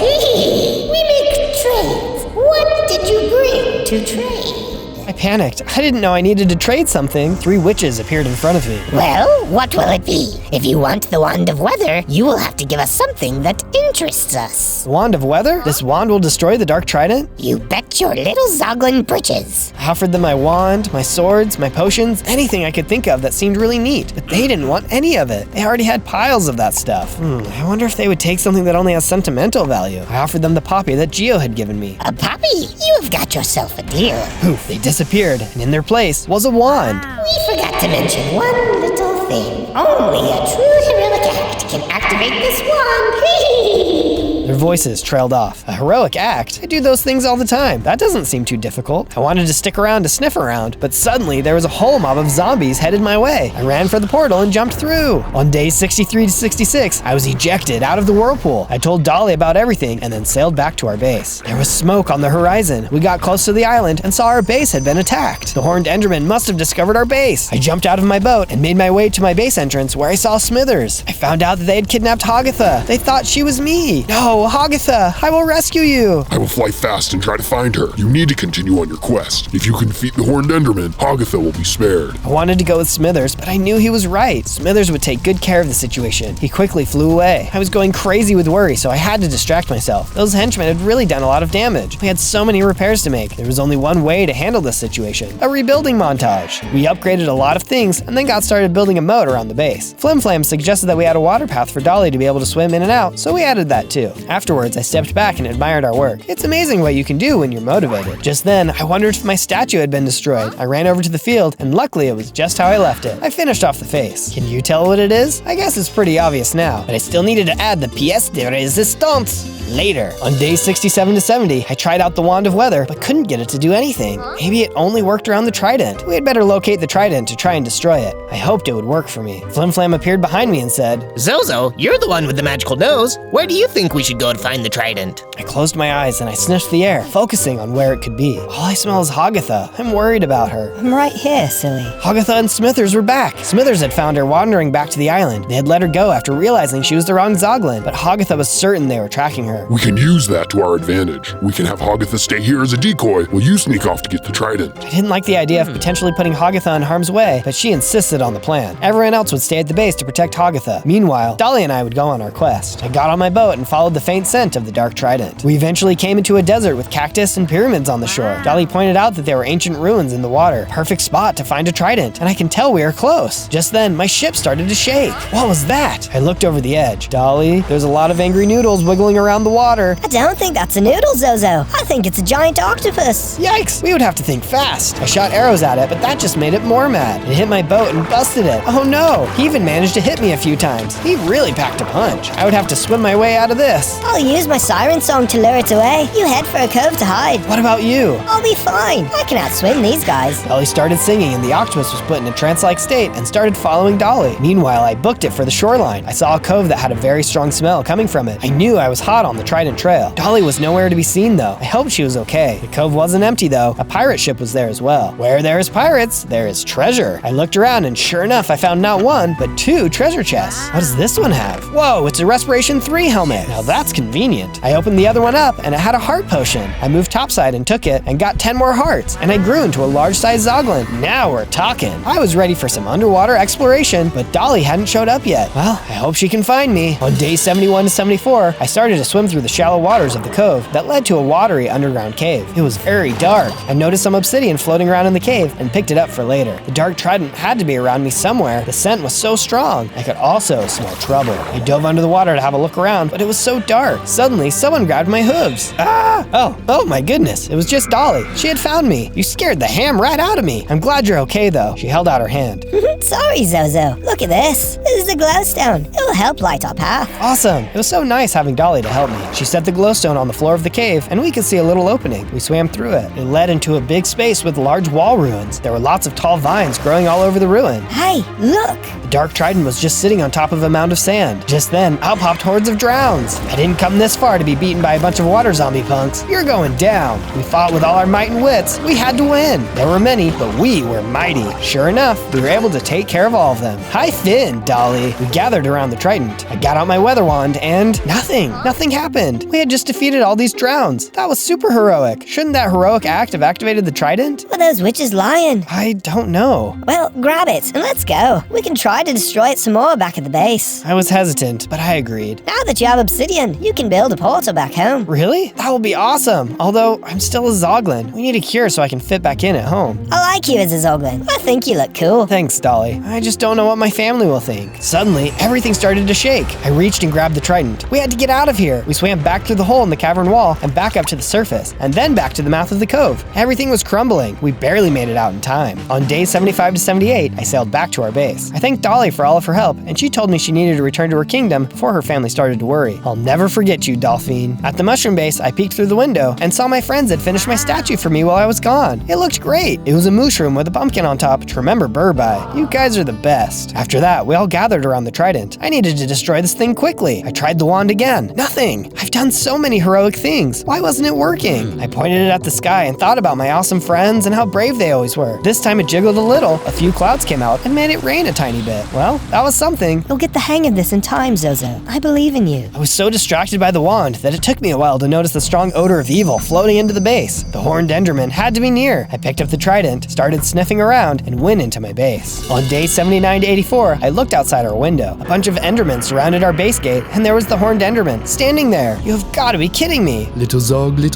let me in, or I'll huff and I'll puff and I'll blow your base in. That dude is terrifying, even when he speaks in rhymes. I'm going to start building that portal, and maybe we can take the trident to the nether. You escape with the trident. I'll fight them off. Smithers ran out of the room. I built and lit the nether portal. You can't do this alone. Agatha joined him to fend off the base. I thought to myself and decided not to run. I had to be a hero if I wanted this wand to work. I told Flimflam to guard the trident. I pulled my sword out and ran out as well. After fighting for a bit, I swapped my sword out for the bow and started shooting. With each arrow I fired, the Enderman teleported away. But suddenly, they charged me, and I took a big hit. Ouch! I started swinging my sword, and I did my best to take them all out. At long last, all of the Endermen were defeated. Where was the horned Enderman, though? I noticed he wasn't around. I looked up into the mushroom base windows, and there he was. He was in the room with Flimflam and the trident. Oh no! Smithers, the trident! Smithers flew up where they were. By the time I got there, Flimflam had been injured, and Smithers was facing off with the horned Enderman. With ease, the horned Enderman grabbed the trident and teleported out of the base. Smithers followed him outside, and I did too. The dark trident can only work with a heart of pure evil. Watch as I turn this thing lethal. With that, the horned Enderman hit Smithers with the dark trident. No, how could he? I pulled out the wand of weather and pointed it at the trident. Storm clouds gathered and it started to rain pretty hard, but it didn't seem to do anything to the trident. The rain did, however, scare off the horned Enderman since he teleported away. With the enemy gone, I ran to Smithers' side. This is the end for me.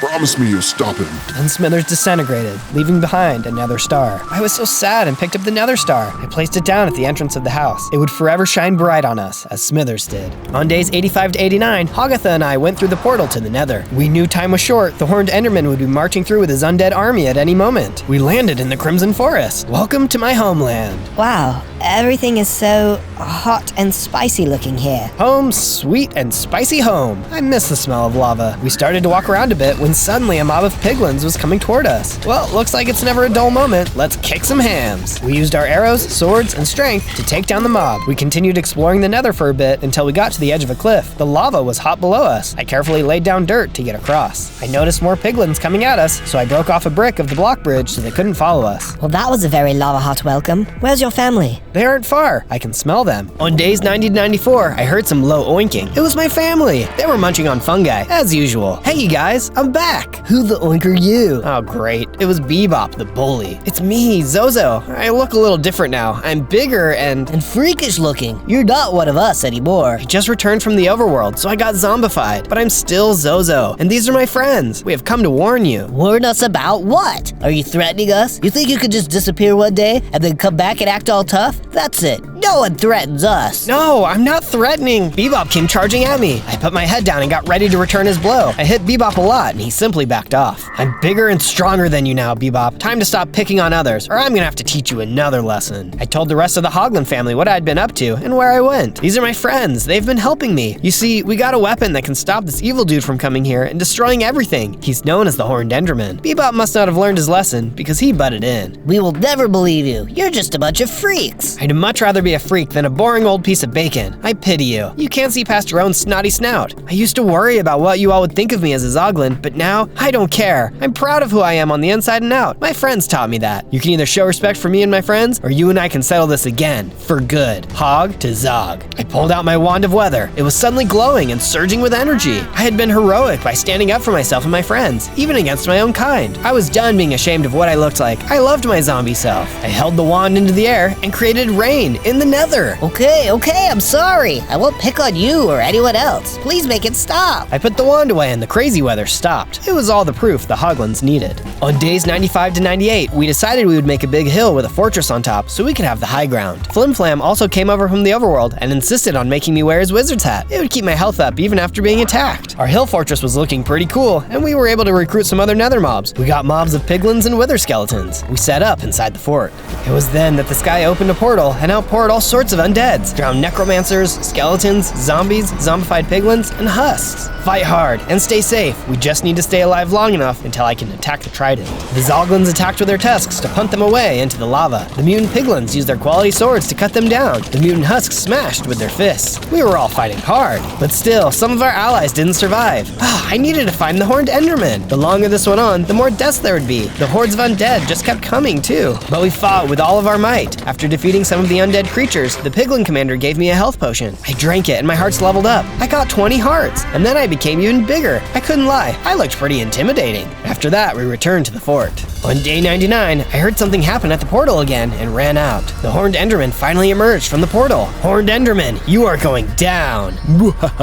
What are you going to do? Sprinkle me with water? Oh no, how will I ever survive such hullabaloo? Ha! See my mighty undead army. This world is doomed. There is no way to disarm me. Go ahead and laugh, but this is for Smithers. He threw the trident at me, breaking my armor. He was terribly powerful. Thank you for bringing me this trident. I think this is a death well spent. I heard my friends shout, and they came to my side. For Smithers! Their chant brought me strength. I shot the wand into the air. For Smithers! It started to rain. Thunder boomed loudly, and there was a mighty zap. A powerful bolt of lightning struck the trident. The horned enderman exploded, and the trident shattered. We did it! Just like that! The wand had worked! We all cheered and celebrated. On day 100, after we had finished celebrating and honoring those who had fallen, I had to figure out what I was going to do with the rest of my Zoglin years. I said goodbye to my family and promised to come home every Sunday for Crimson Dinner. I would be the Zoglin Wizard of the newly named Smither Island. But in the meantime, I would study more magic and defend the weak, always keeping a balance to good and evil. And most of all, I'd spread heroic courage, a love for others and oneself, freakish looks and all. I knew Smithers would be proud.